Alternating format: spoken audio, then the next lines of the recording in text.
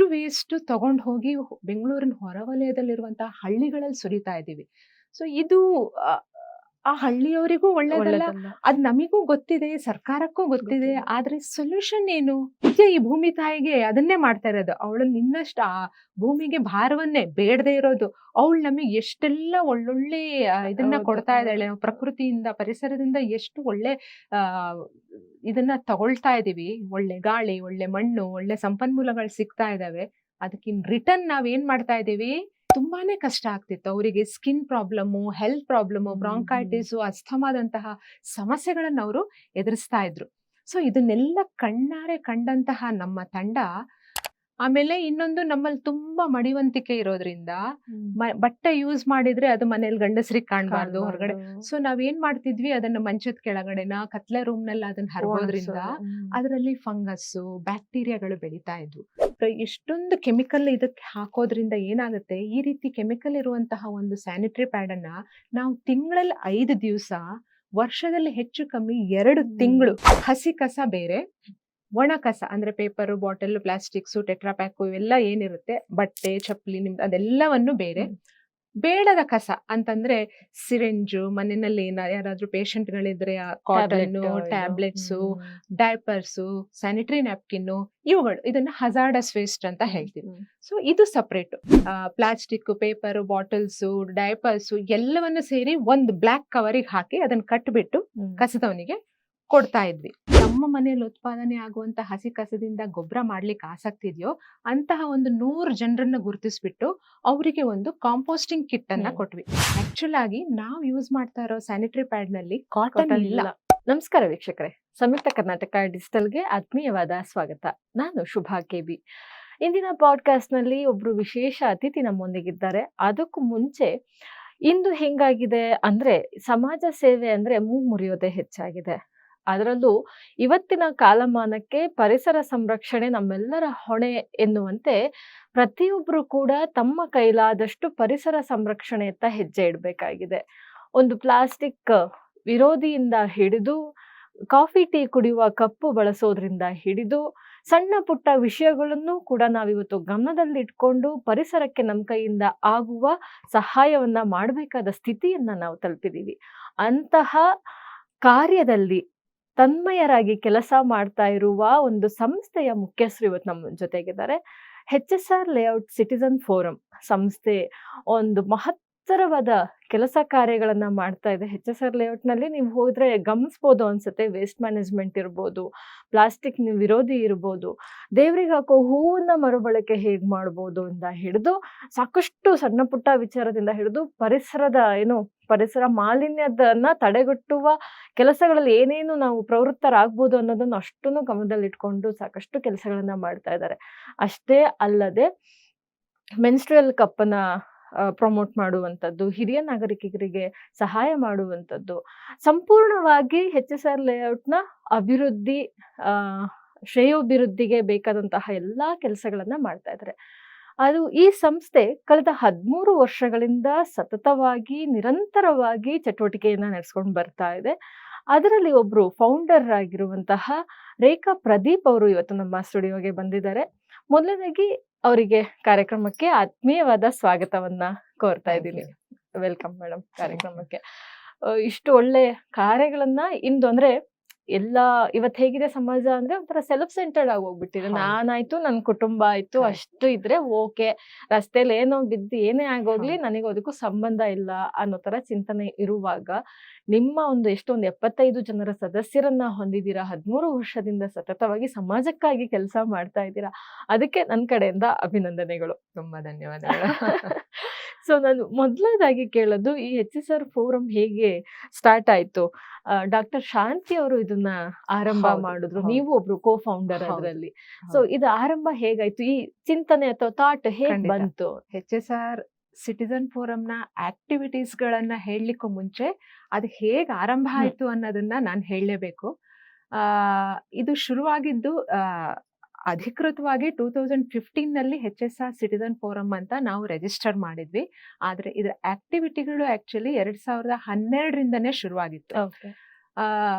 ಹೇಗೆ ಅಂತಂದ್ರೆ, ಈ HCF ನ ಮೊದಲ ಆಕ್ಟಿವಿಟಿ ಸೆಗ್ರಿಗೇಷನ್. ಇದು ಶುರುವಾಗಿದ್ದು HSR 3rd ಸೆಕ್ಟರ್ ಅಲ್ಲಿ. ಸೊ 3rd ಸೆಕ್ಟರ್ ಅಲ್ಲಿ ಒಂದು ಪಾರ್ಕ್ ಇದೆ. ಅಲ್ಲಿ ಒಂದಿನ ನಾನ್ ವಾಕ್ ಮಾಡ್ತಾ ಇರ್ಬೇಕಾದ್ರೆ ಒಂದು ಲೇಡಿ ನಿಂತ್ಕೊಂಡು ಪಾರ್ಕ್ ನಲ್ಲಿ ವಾಕ್ ಮಾಡೋರನ್ನೆಲ್ಲ ಒಟ್ಗೂಡಿಸ್ಬಿಟ್ಟು ನಾವು ಮನೆಯಲ್ಲಿ ಉತ್ಪಾದನೆ ಮಾಡ್ತಾ ಇರುವಂತಹ ತ್ಯಾಜ್ಯ ಏನಿದೆ ಅದರಿಂದ ಏನೆಲ್ಲ ಸಮಸ್ಯೆಗಳಾಗ್ತಾ ಇದಾವೆ. ಆಕ್ಚುಲಿ ಅಲ್ಲಿವರೆಗೆ ನಾನು ಸಹ ಯೋಚನೆ ಮಾಡಿರ್ಲಿಲ್ಲ. ಮನೆದೆಲ್ಲ ಕಸವನ್ನು ಒಂದು ಕವರಿಗೆ ಹಾಕೋದು, BBMP ಗಾಡಿ ಕೊಡೋದು, ಆಮೇಲೆ ಅದೆಲ್ಲಿ ಹೋಗುತ್ತೆ ಏನಾಗುತ್ತೆ ಏನೂ ಗೊತ್ತಿಲ್ಲ.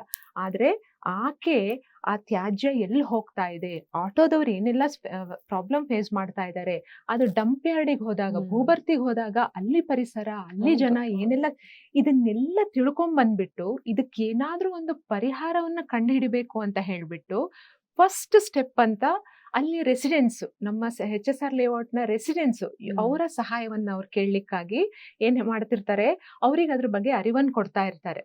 ಈ ಎಲ್ಲಾ ಸಮಸ್ಯೆ ಇದೆ, ಅದಕ್ಕೆ ಸೊಲ್ಯೂಷನ್ ಸಹ ನನ್ನ ಹತ್ರ ಇದೆ, ನಿಮ್ಮ ಸಹಕಾರ ಇದ್ರೆ ನಾವ್ ಇದರಲ್ಲಿ ಏನಾದ್ರೂ ಒಂದು ಸಾಧನೆಯನ್ನ ಮಾಡ್ಬೋದು, ಬದಲಾವಣೆ ತರಬಹುದು, ಪರಿಹಾರವನ್ನು ಸಹ ಕಂಡುಹಿಡಿಬಹುದು ಅಂತ. ಸೊ ಅದ್ರಲ್ಲಿ ನಾನು ಒಬ್ಳಾಗಿರ್ತೀನಿ. ಅವ್ರ ಆ ರೀತಿ ಮಾತಾಡುವಾಗ ನಾನಲ್ಲಿ ಇರ್ತೀನಿ. ಅವರ ಆ ಮಾತಿನಲ್ಲಿದ್ದಂತಹ ಆತ್ಮವಿಶ್ವಾಸ, ಈ ವೇಸ್ಟ್ ಮ್ಯಾನೇಜ್ಮೆಂಟ್ ನಲ್ಲಿ ಏನಾದ್ರೂ ಒಂದು ಬದಲಾವಣೆಯನ್ನ ತರಬೇಕು ಅನ್ನುವಂತಹ ಅವರ ಮನೋಭಾವ ಏನಿರುತ್ತೆ, ಅದು ನನಗೆ ಬೇಗ ಕನೆಕ್ಟ್ ಆಗ್ಲಿಕ್ಕೆ ಹೆಲ್ಪ್ ಆಗತ್ತೆ. ಯಾಕಂದ್ರೆ ನಾನು ಸಹ ಒಬ್ಳು ಕೃಷಿ ಕುಟುಂಬದೊಳಾಗಿರೋದ್ರಿಂದ, ಬೆಳೆದು ಬಂದಿದ್ದ ವಾತಾವರಣ ಎಲ್ಲ ಅದೇ ಇದ್ದಿದ್ರಿಂದ ನನಗೆ ಪರಿಸರ ಇದ್ರ ಬಗ್ಗೆ ಸ್ವಲ್ಪ ಕಾಳಜಿಯೂ ಇದ್ದ ಕಾರಣ ಇವ್ರ ಜೊತೆ ಕೈ ಜೋಡಿಸಿದ್ರೆ ಬಹುಶಃ ಏನೋ ಒಂದು ಬದಲಾವಣೆ ಸಾಧ್ಯ ಅಂತ ಹೇಳಿ ಆ ದಿನದಿಂದ ನಮ್ಮ ಆಕ್ಟಿವಿಟಿ ಶುರುವಾಗುತ್ತೆ. ಅವ್ರ ಜೊತೆ ನಾನು ಸಹ ಈ ವೇಸ್ಟ್ ಮ್ಯಾನೇಜ್ಮೆಂಟ್ ಮೇಲೆ ಕೆಲಸವನ್ನ ಮಾಡ್ಲಿಕ್ಕೆ ಶುರು ಮಾಡ್ತೀನಿ. ಸೊ ಈ ಸಂಸ್ಥೆಯ ಸಂಸ್ಥಾಪಕಿಯಾದಂತಹ ಡಾಕ್ಟರ್ ಶಾಂತಿ ತುಮ್ಮಲ ಆ ದಿನ ಅವರು ಅಲ್ಲಿ ಜನರನ್ನ ಒಟ್ಟು ಹಾಕಿ ಒಂದಷ್ಟು ವಿಚಾರಗಳನ್ನ ಇದ್ರ ಬಗ್ಗೆ ಹೇಳ್ತಾ ಇರ್ತಾರೆ. ಸೊ ಹೀಗೆ ನನ್ನ ಅವರ ಭೇಟಿ ಆಗತ್ತೆ. ಒಂದು ಸಣ್ಣ ಬೀಜ, HSR ಸಿಟಿಜನ್ ಫೋರಂ ಬೆಳಿಲಿಕ್ಕೆ ಒಂದು ಬೀಜವನ್ನ ನಾವು ಆ ದಿನ ಬಿತ್ತಿದ ಹಾಗೆ ಆಯ್ತು. ಸೊ 2012ರಿಂದನೇ ಕಾರ್ಯ ಶುರು ಆಗಿತ್ತು. ಇವತ್ತಿಗೆ ಅಂದ್ರೆ ನಿರಂತರವಾಗಿ ಕೆಲಸ ಮಾಡುವ 75 ಸದಸ್ಯರನ್ನ ಒಟ್ಟುಗೂಡಿಸಿದೀರಾ. ಎಲ್ಲ ವಾಲಂಟಿಯರ್ಸ್ ಹೌದು, ಯಾರು ಸ್ಯಾಲರಿಗೋಸ್ಕರ ವರ್ಕ್ ಮಾಡೋರಲ್ಲ, ಎಲ್ಲ ಸ್ವಯಂ ಸೇವಾ ವೃತ್ತಿಗಳೇ. ಸೊ ಯಾವ ಯಾವ ಚಟುವಟಿಕೆಗಳನ್ನ ನೀವು ಮಾಡ್ತಾ ಇದ್ದೀರಾ? ಒಂದು ವೇಸ್ಟ್ ಮ್ಯಾನೇಜ್ಮೆಂಟ್ ದೊಡ್ಡ ಮಟ್ಟದಲ್ಲಿ ಮಾಡ್ತಾ ಇದ್ದೀರಾ.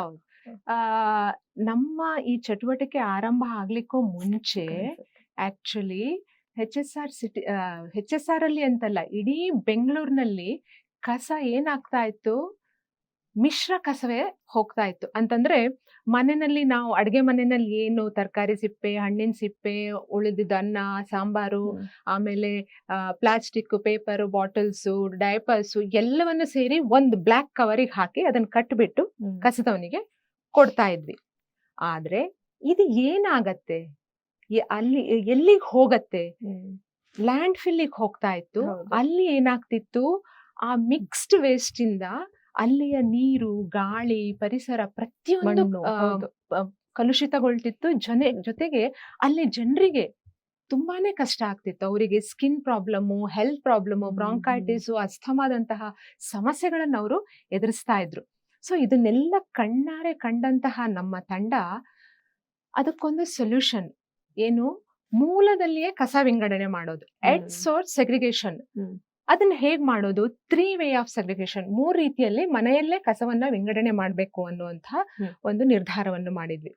ಅದ್ ಹೇಗಂತಂದ್ರೆ, ಹಸಿ ಕಸ ಬೇರೆ, ಒಣ ಕಸ ಅಂದ್ರೆ ಪೇಪರ್, ಬಾಟಲ್, ಪ್ಲಾಸ್ಟಿಕ್ಸು, ಟೆಟ್ರಾಪ್ಯಾಕು ಇವೆಲ್ಲ ಏನಿರುತ್ತೆ, ಬಟ್ಟೆ, ಚಪ್ಪಲಿ, ನಿಮ್ದು ಅದೆಲ್ಲವನ್ನು ಬೇರೆ. ಬೇಡದ ಕಸ ಅಂತಂದ್ರೆ ಸಿರಿಂಜು, ಮನೆಯಲ್ಲಿ ಯಾರಾದ್ರೂ ಪೇಷಂಟ್ಗಳಿದ್ರೆ ಕಾಟನ್ನು, ಟ್ಯಾಬ್ಲೆಟ್ಸು, ಡೈಪರ್ಸು, ಸ್ಯಾನಿಟರಿ ನ್ಯಾಪ್ಕಿನ್ನು, ಇವುಗಳು, ಇದನ್ನ ಹಜಾರ್ಡಸ್ ವೇಸ್ಟ್ ಅಂತ ಹೇಳ್ತೀವಿ. ಸೊ ಇದು ಸಪರೇಟ್. ಈ ರೀತಿ ಮೂಲದಲ್ಲಿಯೇ ಕಸವನ್ನ ವಿಂಗಡಣೆ ಮಾಡಿ ನೀವು BBMP ಗಾಡಿಗೆ ಕೊಡ್ಬೇಕು ಅಂತ ಹೇಳ್ಬಿಟ್ಟು ಅಲ್ಲಿಯ ರೆಸಿಡೆನ್ಸ್ ವೆಲ್ಫೇರ್ ಅಸೋಸಿಯೇಷನ್ ಹಾಗೂ ಸ್ಕೂಲು ಮತ್ತು ಕಾಲೇಜ್ ಮಕ್ಕಳ ಸಹಾಯದಿಂದ ನಾವು ಮನೆ ಮನೆಗೂ ಹೋಗಿ ಇದ್ರ ಬಗ್ಗೆ ಜಾಗೃತಿಯನ್ನು ಕೊಡುವಂತಹ ಕೆಲಸವನ್ನ ಮಾಡ್ತೀವಿ. ಈ ರೀತಿ ಎಟ್ ಸೋರ್ಸ್ ಸೆಗ್ರಿಗೇಷನ್ ಮೂಲಕ ನಮ್ಮ ಫಸ್ಟ್ ಆಕ್ಟಿವಿಟಿ 2012ರಲ್ಲಿ ಶುರುವಾಗತ್ತೆ. ವೇಸ್ಟ್ ಮ್ಯಾನೇಜ್ಮೆಂಟ್ ಜೊತೆಗೆ ಬೇರೆ ಯಾವ ಕೆಲಸಗಳನ್ನ ಮಾಡ್ತಾ ಇದ್ದೀರಾ? ವೇಸ್ಟ್ ಮ್ಯಾನೇಜ್ಮೆಂಟ್ ಇಂದೇ ಸುಮಾರು ವಿಂಗ್ಸ್. ಬೇಸಿಕ್ ಆಗಿ ಕಸ ಸೆಗ್ರಿಗೇಟ್ ಮಾಡುವಾಗ ಅದರಲ್ಲೇ ಬೇರೆ ಸಮಸ್ಯೆಗಳು ನಮಗೆ ಕಾಣ್ತಾ ಹೋಯ್ತು. ಈಗ ನಾನು ಆಗ್ಲೇ ಹೇಳ್ದ ಹಾಗೆ 3 ವಿಧದಲ್ಲಿ ಕಸ ವಿಂಗಡಣೆ ಮಾಡಬೇಕು. ಈ ರೀತಿ ಮಾಡದಲ್ಲಿ ಹಸಿ ಕಸ ಏನಿದೆ ಅದು 60% ಇರುತ್ತೆ. ಅದನ್ನ ಏನ್ ಮಾಡೋದು? ಅದೇ 30-35% ಡ್ರೈ ವೇಸ್ಟ್ ಅದು ಸಿಗತ್ತೆ. ಅದನ್ನ ನಾವು ರೀಸೈಕಲ್ ಕಳಿಸ್ಬೋದು. ಡ್ರೈ ವೇಸ್ಟ್ ಕಲೆಕ್ಷನ್ ಸೆಂಟ್ರಿಗೆ ಕಳಿಸೋ ವ್ಯವಸ್ಥೆ ಮಾಡಿದ್ವಿ. ಇನ್ನು ಈಗ 60% ಏನಿದೆ ಅದು ಹಸಿ ಕಸ. ಅದನ್ನ ಗೊಬ್ಬರ ಮಾಡೋಣ. ನಮ್ಮ ಹಸಿ ಕಸದಿಂದ ನಾವೇ ಗೊಬ್ಬರ ಮಾಡಿ ಅದನ್ನ ಉಪಯೋಗಿಸುವಂತಹ ಒಂದು ವ್ಯವಸ್ಥೆ ಮಾಡೋ ಅಂದಾಜು ಮಾಡಿದ್ವಿ. ಅದಕ್ಕಾಗಿ ನಾವೇನ್ ಮಾಡಿದ್ವಿ, ಫಸ್ಟ್ ಅದಕ್ಕೂ ಮುಂಚೆ ಏನ್ ಹೇಳ್ಬೇಕಂದ್ರೆ, ಈ 3 ರೀತಿ ವ್ಯವಸ್ಥೆ 3 ವೇ ಆಫ್ ಸೆಗ್ರಿಗೇಷನ್ ಆಯ್ತಲ್ಲ, ಇದಕ್ಕೆ 2015ರಲ್ಲಿ 2 ಬಿನ್ 1 ಬ್ಯಾಗ್ ಅಂದ್ರೆ ಪ್ರತಿಯೊಂದು ಮನೆಗೂ 2 ಬಿನ್ನು 1 ಬ್ಯಾಗ್ ಅನ್ನ ಕೊಡುವಂತಹ ವ್ಯವಸ್ಥೆ ಸರ್ಕಾರದಿಂದ ಈಗ ಇದು ಮ್ಯಾಂಡೇಟರಿ ಅಂತ ಆಯ್ತು. 2015ನಲ್ಲಿ ಅವರಿಗೆ ಪ್ರತಿಯೊಂದು ಮನೆಗೂ 2 ಬಿನ್ನು 1 ಬ್ಯಾಗ್ ಅನ್ನು ಕೊಡೋ ವ್ಯವಸ್ಥೆ ಆಯ್ತು.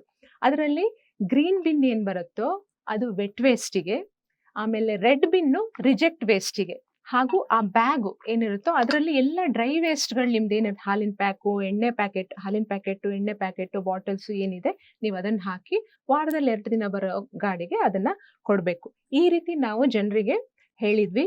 ಜೊತೆಗೆ ಆಟೋ ಅನೌನ್ಸ್ಮೆಂಟ್ ಮಾಡೋದ್ರ ಮೂಲಕ, ಅದ್ರ ಬಗ್ಗೆ ಪೋಸ್ಟರ್ಗಳನ್ನ, ಪ್ಯಾಂಪ್ಲೆಟ್ಸ್ಗಳನ್ನ ಮನೆ ಮನೆಗೆ ಹಂಚೋದ್ರ ಮೂಲಕ ಇದ್ರ ಬಗ್ಗೆ ಜನರಿಗೆ ಅವೇರ್ನೆಸ್ ಕೊಟ್ವಿ. ಸೊ ಈ ರೀತಿ ಸೆಗ್ರಿಗೇಟ್ ಆದ ಇದರಲ್ಲಿ 60% ವೆಟ್ ವೇಸ್ಟ್ ಇತ್ತಲ್ವಾ, ಆ ವೆಟ್ ವೇಸ್ಟ್ ಅನ್ನ ಗೊಬ್ಬರ ಮಾಡ್ಲಿಕ್ಕೆ ಅಂತ ಹೇಳಿ ಹೋಮ್ ಕಾಂಪೋಸ್ಟಿಂಗ್ ಅಂತ ಒಂದು ಆಕ್ಟಿವಿಟಿ ಶುರು ಮಾಡಿದ್ವಿ. ಅಂತಂದ್ರೆ ಲೈಕ್ ಮೈಂಡೆಡ್ ಪೀಪಲ್, ಯಾರಿಗೆ ತಮ್ಮ ಮನೆಯಲ್ಲಿ ಉತ್ಪಾದನೆ ಆಗುವಂತ ಹಸಿ ಕಸದಿಂದ ಗೊಬ್ಬರ ಮಾಡ್ಲಿಕ್ಕೆ ಆಸಕ್ತಿ ಇದೆಯೋ ಅಂತಹ ಒಂದು 100 ಜನರನ್ನ ಗುರುತಿಸ್ಬಿಟ್ಟು ಅವರಿಗೆ ಒಂದು ಕಾಂಪೋಸ್ಟಿಂಗ್ ಕಿಟ್ ಅನ್ನ ಕೊಟ್ವಿ. ಅಂತಂದ್ರೆ ಗೊಬ್ಬರ ಮಾಡ್ಲಿಕ್ಕೆ ಒಂದು ಬಿನ್ನು, ಅದ್ರ ಜೊತೆಗೆ ಗೊಬ್ಬರಕ್ಕೆ ಬರೀ ಹಸಿ ಕಸ ಹಾಕಿದ್ರೆ ಗೊಬ್ಬರ ಆಗಲ್ಲ, ಅದಕ್ಕೆ ಮೈಕ್ರೋಬ್ಸ್ ಬೇಕಾಗತ್ತೆ. ಅದಕ್ಕೆ ಮೈಕ್ರೋಬ್ಸ್ ಇರುವಂತಹ ಒಂದು ಕೊಕೊಪಿಟ್ ನ ಬ್ರಿಕ್, ಕೊಕೊಪಿಟ್ ಅಂದ್ರೆ ಈ ತೆಂಗಿನ ನಾರಿನ ಪುಡಿದು ಒಂದು ಬ್ರಿಕ್, ಇದನ್ನ ಅವ್ರಿಗೆ ಕೊಟ್ಬಿಟ್ಟು ಗೊಬ್ಬರ ಹೇಗ್ ಮಾಡ್ಬೇಕು ಅನ್ನೋದನ್ನು ಸಹ ನಾವು ಹೇಳ್ಕೊಟ್ವಿ. ಸೊ ಈ ರೀತಿ ಹೋಮ್ ಕಾಂಪೋಸ್ಟಿಂಗ್ ಮನೆಯಲ್ಲೇ, ಈಗ ನೀವು ಕಸದ ಗಾಡಿ ಬರ್ಲಿ ಬಿಡ್ಲಿ, ಕೆಲವು ಕಡೆ ಏನಾಗುತ್ತೆ ಗಾಡಿ ಬಂದಿಲ್ಲ ಅಂದ್ರೆ ನಮಗೆ ಏನ್ ಮಾಡೋದು, ವಾಸನೆ ಬರುತ್ತೆ, ಎಲ್ಲಿ ಹಾಕೋದು. ನೀವೇ ಗೊಬ್ಬರ ಮಾಡ್ಕೊಳಕ್ ಶುರು ಮಾಡಿದ್ರೆ ಅವ್ರು ಬರ್ಲಿ ಬಿಡ್ಲಿ, ನಮ್ಮನೆ ಕಸ ವ್ಯವಸ್ಥೆ ನಾವು ಮಾಡ್ತಾ ಇದೀವಿ ಅನ್ನೋ ಥರದಲ್ಲಿ ಆ ರೀತಿ ಹೋಮ್ ಕಾಂಪೋಸ್ಟಿಂಗ್ ಶುರು ಮಾಡಿದ್ವಿ. ಅದಾಗಿ ನೆಕ್ಸ್ಟ್ ಸ್ಟೆಪ್ ಲೇನ್ ಕಾಂಪೋಸ್ಟರ್ ಶುರುವಾಯ್ತು. ಅಂತಂದ್ರೆ ಒಂದು ಲೇನ್ ಅಲ್ಲಿ ಇರುವಂತಹ ಒಂದು 25-30 ಮನೆಯ ಹಸಿ ಕಸವನ್ನ ಒಟ್ಟಾಗಿ ಒಂದ್ ಕಡೆ ಒಂದು ಕಾಂಪೋಸ್ಟರಿಗೆ ಹಾಕ್ಬಿಟ್ಟು ಕಾಂಪೋಸ್ಟ್ ಮಾಡೋದು. BBMP ಗಾಡಿಯವರು ಅದನ್ನ ತಗೊಂಡ್ ಬರ್ತಾರೆ, ಆಟೋ ಡ್ರೈವರ್ಸ್, ಅದಕ್ಕೆ ಹಾಕ್ಬಿಟ್ಟು ಅದ್ರ ಮೇಲೆ ಕೊಕೊಪಿಟ್ಟು ಅಥವಾ ಒಣ ಎಲೆನ ಸಿಂಪಡಣೆ ಮಾಡ್ಬಿಟ್ಟು ಕಾಂಪೋಸ್ಟ್ ಮಾಡೋದು. ಹೋಮ್ ಕಾಂಪೋಸ್ಟಿಂಗ್ ಆಯ್ತು, ಲೇನ್ ಕಾಂಪೋಸ್ಟಿಂಗ್ ಆಯ್ತು, ಕೊನೆಗೆ ಬ್ಲಾಕ್ ಕಾಂಪೋಸ್ಟಿಂಗ್. ಒಂದು ಬ್ಲಾಕ್ ನಲ್ಲಿರೋಷ್ಟು ಒಂದು 700-750 ಮನೆಯದು ಬ್ಲಾಕ್ ಕಾಂಪೋಸ್ಟಿಂಗ್. ಈ ರೀತಿ ಕಾಂಪೋಸ್ಟಿಂಗ್ ಕ್ಷೇತ್ರದಲ್ಲಿ ಒಂದೊಂದೇ ಹೆಜ್ಜೆ ನೀಡ್ತಾ ನಾವು ಒಂದು ಏರಿಯಾದ ಹಸಿ ಕಸವನ್ನ ಅಲ್ಲೇ ವ್ಯವಸ್ಥೆ ಮಾಡೋ ರೀತಿಯಲ್ಲಿ ನಾವು ನಮ್ಮ ಕಾರ್ಯವನ್ನ ಆರಂಭ ಮಾಡಿದ್ವಿ. ಇದು ವೇಸ್ಟ್ ಮ್ಯಾನೇಜ್ಮೆಂಟ್ ನಲ್ಲಿ ನಡೆದ ಒಂದು ಭಾಗ ಅಷ್ಟೇ. ಇದಾದ್ಮೇಲೆ ಏನಾಯ್ತಂತಂದ್ರೆ, ಇದನ್ನ ನೋಡ್ಲಿಕ್ಕೆ ಬೇರೆ ಬಡಾವಣೆಯವರು, ಬೇರೆ ಊರ್ನವರು, ಯಾಕಂದ್ರೆ ವೇಸ್ಟ್ ಮ್ಯಾನೇಜ್ಮೆಂಟ್ ಒಂದು ದೊಡ್ಡ ತಲೆನೋವು. ಅದು ಬೆಂಗಳೂರಿನಲ್ಲಿ ನಾವು ಪ್ರತಿದಿನ 6,000 ಟನ್ ಅಷ್ಟು ವೇಸ್ಟ್ ಅನ್ನ ಜನರೇಟ್ ಮಾಡ್ತೀವಿ. ಸೊ ಅಷ್ಟು ವೇಸ್ಟ್ ತಗೊಂಡು ಹೋಗಿ ಬೆಂಗಳೂರಿನ ಹೊರವಲಯದಲ್ಲಿರುವಂತಹ ಹಳ್ಳಿಗಳಲ್ಲಿ ಸುರಿತಾ ಇದೀವಿ. ಸೊ ಇದು ಆ ಹಳ್ಳಿಯವರಿಗೂ ಒಳ್ಳೇದಲ್ಲ, ಅದ್ ನಮಿಗೂ ಗೊತ್ತಿದೆ, ಸರ್ಕಾರಕ್ಕೂ ಗೊತ್ತಿದೆ, ಆದ್ರೆ ಸೊಲ್ಯೂಷನ್ ಏನು ಅನ್ನೋದು ಗೊತ್ತಿಲ್ಲ.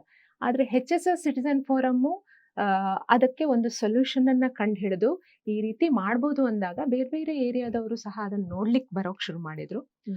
ಸೊ ಅವರಿಗೆಲ್ಲ ಒಂದೊಂದು ಲೇನ್ ಕಾಂಪೋಸ್ಟ್ ಒಂದ್ ಕಡೆ ಇದೆ, ಕಮ್ಯುನಿಟಿ ಇದ್ರದ್ದು ಬ್ಲಾಕ್ ಕಾಂಪೋಸ್ಟರ್ ಒಂದ್ ಕಡೆ ಇದೆ. ಇವು ಎಲ್ಲವನ್ನು ಸೇರಿಸಿ ಒಂದು ಕಡೆ ಅವರಿಗೆ ತೋರಿಸೋ ಒಂದು ಉದ್ದೇಶದಿಂದ ಸ್ವಚ್ಛಾಗ್ರಹ ಕಲಿಕಾ ಕೇಂದ್ರ ಅನ್ನುವ ಒಂದು ಶಾಲೆ 2018ರಲ್ಲಿ ಆರಂಭ ಆಯ್ತು. ಇದಕ್ಕೆ ನಮ್ಮ MLA ಅವರು ಮತ್ತು BBMP ಸಹಕಾರದೊಂದಿಗೆ ಈ ಒಂದು ಸ್ಕೂಲ್ ಅನ್ನ ನಾವು ಓಪನ್ ಮಾಡ್ತೀವಿ. ಇಲ್ಲಿ ನಾನು ಆಗ್ಲೇ ಹೇಳ್ದಾಗೆ ತ್ಯಾಜ್ಯ ನಿರ್ವಹಣೆಗೆ ನಿಮಗೆ ಏನೆಲ್ಲ ಬೇಕೋ, ನಿಮಗೆ ಏನೆಲ್ಲ ಪ್ರಶ್ನೆಗಳಿದಾವೋ ಅದು ಪ್ರತಿಯೊಂದು ಉತ್ತರ ನಿಮಗೆ ಅಲ್ಲಿ ಸಿಗತ್ತೆ. ಅಂದ್ರೆ ಅಲ್ಲಿ ಪ್ರತಿದಿನ ಒಂದು 300-400 kgಯಷ್ಟು ಹಸಿ ಕಸ, ಬಡಾವಣೆಯ ಒಂದು ಬ್ಲಾಕ್ನ ಹಸಿ ಕಸ ಅಲ್ಲಿ ಬಂದು ಅಲ್ಲಿ ನಾವು ಅದನ್ನ ಗೊಬ್ಬರ ಮಾಡೋ ಬೇರೆ ಬೇರೆ ತರದ ಕಾಂಪೋಸ್ಟರ್ಗಳಿದಾವೆ. ಕಮ್ಯುನಿಟಿ ಕಾಂಪೋಸ್ಟರ್ ಇದೆ, ಹೋಮ್ ಕಾಂಪೋಸ್ಟರ್ ಇದೆ. ಅದಕ್ಕೆ ಬೇರೆ ಬೇರೆ ಇದಕ್ಕೆ ನಾವು ಆ ವೆಟ್ ವೇಸ್ಟ್ ಅನ್ನ ಹಾಕ್ಬಿಟ್ಟು ಗೊಬ್ಬರ ಮಾಡುವಂತಹ ಒಂದು ವ್ಯವಸ್ಥೆಯನ್ನ ಅಲ್ಲಿ ಮಾಡ್ತೀವಿ. ಅದನ್ನ ಬೇರೆಯವರಿಗೂ ಸಹ ಕೇವಲ ಕರ್ನಾಟಕದವ್ರು ಮಾತ್ರ ಅಲ್ಲ, ಹೊರ ರಾಜ್ಯದವರು, ಹೊರ ದೇಶದವರು ಸಹ ಅಲ್ಲಿ ಬಂದು ಕಲ್ತ್ಕೊಂಡು ಹೋಗ್ತಾ ಇದ್ದಾರೆ. ಇದು ನಮ್ಮ ರಾಜ್ಯದಲ್ಲಿ ಮಾತ್ರ ಅಲ್ಲ, ಇಡೀ ದೇಶದಲ್ಲೇ ನಂಬರ್ 1 ಈ ತರದ ಒಂದು ಸ್ಕೂಲು ಇನ್ನೆಲ್ಲೂ ಇಲ್ಲ. ಅದನ್ನ ಶುರು ಮಾಡಿದವರು HSR ಸಿಟಿಸನ್ ಫೋರಂ ಮತ್ತು SWMRT ಅವರು ಅಂತ ಹೇಳ್ಕೊಳ್ಳಿಕ್ಕೆ ನಿಜವಾಗ್ಲೂ ಹೆಮ್ಮೆ ಆಗತ್ತೆ. ಸೊ ಕಳೆದ 2018 ನಲ್ಲಿ ಅದು ಶುರುವಾಯಿತು. 8 ವರ್ಷದಿಂದ ಅದು ನಿರಂತರವಾಗಿ ನಡ್ಕೊಂಡು ಬರ್ತಾ ಇದೆ. ಕಲೆಕ್ಟ್ ಆದ ಗೊಬ್ಬರ ಏನ್ ಮಾಡ್ತಾ ಇದ್ದಾರೆ? ಕಲೆಕ್ಟ್ ಆಗಿರೋ ಗೊಬ್ಬರದಲ್ಲಿ ನಾವಲ್ಲಿ ಗಾರ್ಡನ್ ಮಾಡಿದೀವಿ. ಅಂತಂದ್ರೆ ಪೆಸ್ಟಿಸೈಡ್ಸ್ ಇಲ್ಲದೆ ಇರುವಂತಹ ರಾಸಾಯನಿಕ ಮುಕ್ತ ತರಕಾರಿಯನ್ನ ನೀವು ಹೇಗೆ ಬೆಳ್ಕೊಬಹುದು ಅಂತ ಜನರಿಗೆ ತೋರಿಸ್ಕೊಳ್ಳಿಕ್ಕೆ ಅಲ್ಲಿ ಗಾರ್ಡನ್ ಮಾಡಿದೀವಿ. ಅಲ್ಲಿ ಆ ಗೊಬ್ಬರವನ್ನೇ ಉಪಯೋಗಿಸ್ತೀವಿ. ಜೊತೆಗೆ ರೈತರು, ಬೆಂಗಳೂರಿನ ಹೊರವಲಯದಲ್ಲಿರುವಂತಹ ರೈತರು, ಆಮೇಲೆ ಯಾರು ಟೆರೆಸ್ ಗಾರ್ಡನ್ ಮಾಡ್ತಾ ಇದ್ದಾರೆ ಅವರು ಎಲ್ಲರೂ ಬಂದು ಅಲ್ಲಿ ತಗೊಂಡು ಹೋಗ್ತಾರೆ.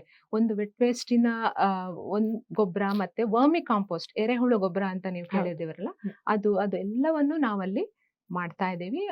ಬೇರೆ ಬೇರೆ ಕ್ಷೇತ್ರದವರು ಬಂದು ಸ್ಕೂಲು, ಕಾಲೇಜು, ಕಾರ್ಪೊರೇಟ್ಸು, ಪಂಚಾಯತ್ ಆಫೀಸರ್ಗಳು ಪ್ರತಿಯೊಬ್ರು ಬಂದು ಅದನ್ನ ಅಲ್ಲಿ ನೋಡ್ಕೊಂಡು ಹೋಗಿ ಅವರ ಊರುಗಳಲ್ಲಿ ಅದನ್ನ ಆರಂಭ ಮಾಡುವಂತಹ ಒಂದು ಕೆಲಸವನ್ನು ಸಹ ಮಾಡಿದ್ದಾರೆ. ಇನ್ನೊಂದು ವಿಷಯ ಅಂತಂದ್ರೆ, ಕರ್ನಾಟಕ ಗವರ್ಮೆಂಟ್ ಇದನ್ನ ಗುರುತಿಸ್ಬಿಟ್ಟು ಪ್ರತಿಯೊಂದು ಡಿಸ್ಟ್ರಿಕ್ಟ್ ಹೆಡ್ ಕ್ವಾರ್ಟರ್ಸ್ ನಲ್ಲೂ ಸಹ ಈ ತರದೊಂದು ಕಲಿಕಾ ಕೇಂದ್ರ ಆಗ್ಬೇಕು ಅನ್ನುವ ಒಂದು ನಿರ್ಧಾರವನ್ನ ಮಾಡಿ 9 ಕೋಟಿಯಷ್ಟು ಹಣವನ್ನ ಸ್ಯಾಂಕ್ಷನ್ ಕೂಡ ಮಾಡಿದೆ. ಆದ್ರೆ ಅದು ಕೆಲವು ಕಡೆ ಆಗಿದೆ, ಯಾವ ಡಿಸ್ಟ್ರಿಕ್ಟ್ ನಲ್ಲೂ ಇನ್ನೂ ಸಹ ಅದು ಇಂಪ್ಲಿಮೆಂಟ್ ಆಗಿಲ್ಲ ಅಷ್ಟೇ. ಸರ್ಕಾರದ ಕೆಲಸಗಳು ಯಾವಾಗ್ಲೂ ಸ್ವಲ್ಪ ನಿಧಾನನೆ, ಕಾಯ್ಬೇಕಷ್ಟೇ.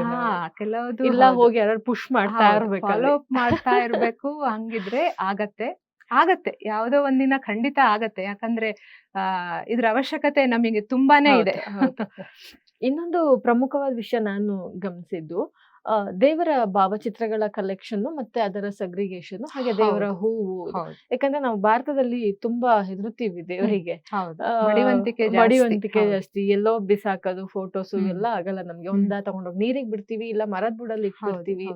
ಇದರಿಂದ ಏನೇನ್ ಎಫೆಕ್ಟ್ ಆಗ್ತಾ ಇತ್ತು, ಸೊ ಅದನ್ನ ಕೂಡ ನೀವು ಸೆಗ್ರಿಗೇಟ್ ಮಾಡಿ ಒಂದು ಪ್ರೋಗ್ರಾಮ್ ಇದಕ್ಕೆ ಉದ್ವಾಸನ ಅಂತ ಹೆಸರು.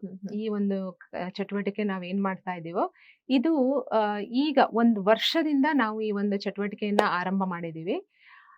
ಉದ್ವಾಸನ ಅಂತಂದ್ರೆ ಪೂಜೆಗೆ ಯೋಗ್ಯವಲ್ಲದ ಫೋಟೋಸ್ ಇರ್ಬೋದು, ವಿಗ್ರಹಗಳಿರ್ಬೋದು, ಅದನ್ನ ಎಲ್ಲಾಯ್ತಲ್ಲಿ ಮರದ ಕೆಳಗೋ ಇಲ್ಲ ದೇವಸ್ಥಾನದಲ್ಲೋ ಇನ್ನೆಲ್ಲೋ ಹಾಕೋ ಬದಲು ಅದನ್ನ ನೀವು ನಮಗ್ ತಂದು ಕೊಟ್ರೆ ಒಂದು ಗೌರವಯುತವಾದ ಒಂದು ವಿಸರ್ಜನೆಯನ್ನ ನಾವು ಅದಕ್ಕೆ ಮಾಡಿ ಅದನ್ನ ಮುಂದೆ ಏನ್ ಮಾಡ್ಬೇಕೋ ಆ ವಿಗ್ರಹಗಳನ್ನ ಡಿಸ್ಮ್ಯಾಂಟಲ್ ಮಾಡೋದಾಗಿರ್ಬೋದು, ಅಥವಾ ಇನ್ಯಾರಾದ್ರೂ ಅದನ್ನ ರೀಯೂಸ್ ಮಾಡ್ಲಿಕ್ಕೆ ಇಚ್ಛೆ ಪಟ್ರೆ. ಯಾಕಂದ್ರೆ ಕೆಲವೊಂದು ಫೋಟೋಸ್ ಆಂಟಿಕ್ ಪೀಸಸ್ ಗಳಿರ್ತವೆ.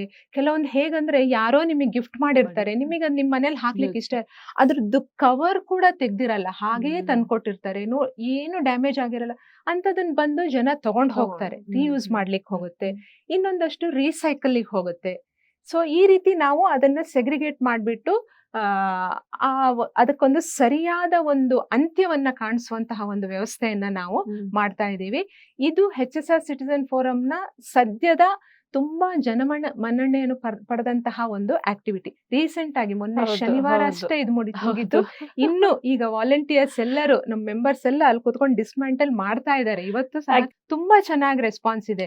ಬರೀ HSR ಲೇಔಟ್ ಅಲ್ಲ, ಬೆಂಗಳೂರಿನ ಯಾವ್ಯಾವ ಕಡೆಯಿಂದನೋ ಬರ್ತಾರೆ, ತಮಿಳ್ನಾಡಿಂದ, ಆಂಧ್ರದಿಂದ, ಮೈಸೂರಿಂದ ಎಲ್ಲ ಗಾಡಿನಲ್ಲಿ ವೆಹಿಕಲ್ ಮಾಡ್ಕೊಂಡ್ ಬಂದು ಫೋಟೋಸ್ ಗಳನ್ನ ತಂದು ಇಲ್ಲಿ ಹಾಕ್ತಾ ಇದ್ದಾರೆ, ನಮಗ್ ಕೊಟ್ಟು ಹೋಗ್ತಾರೆ.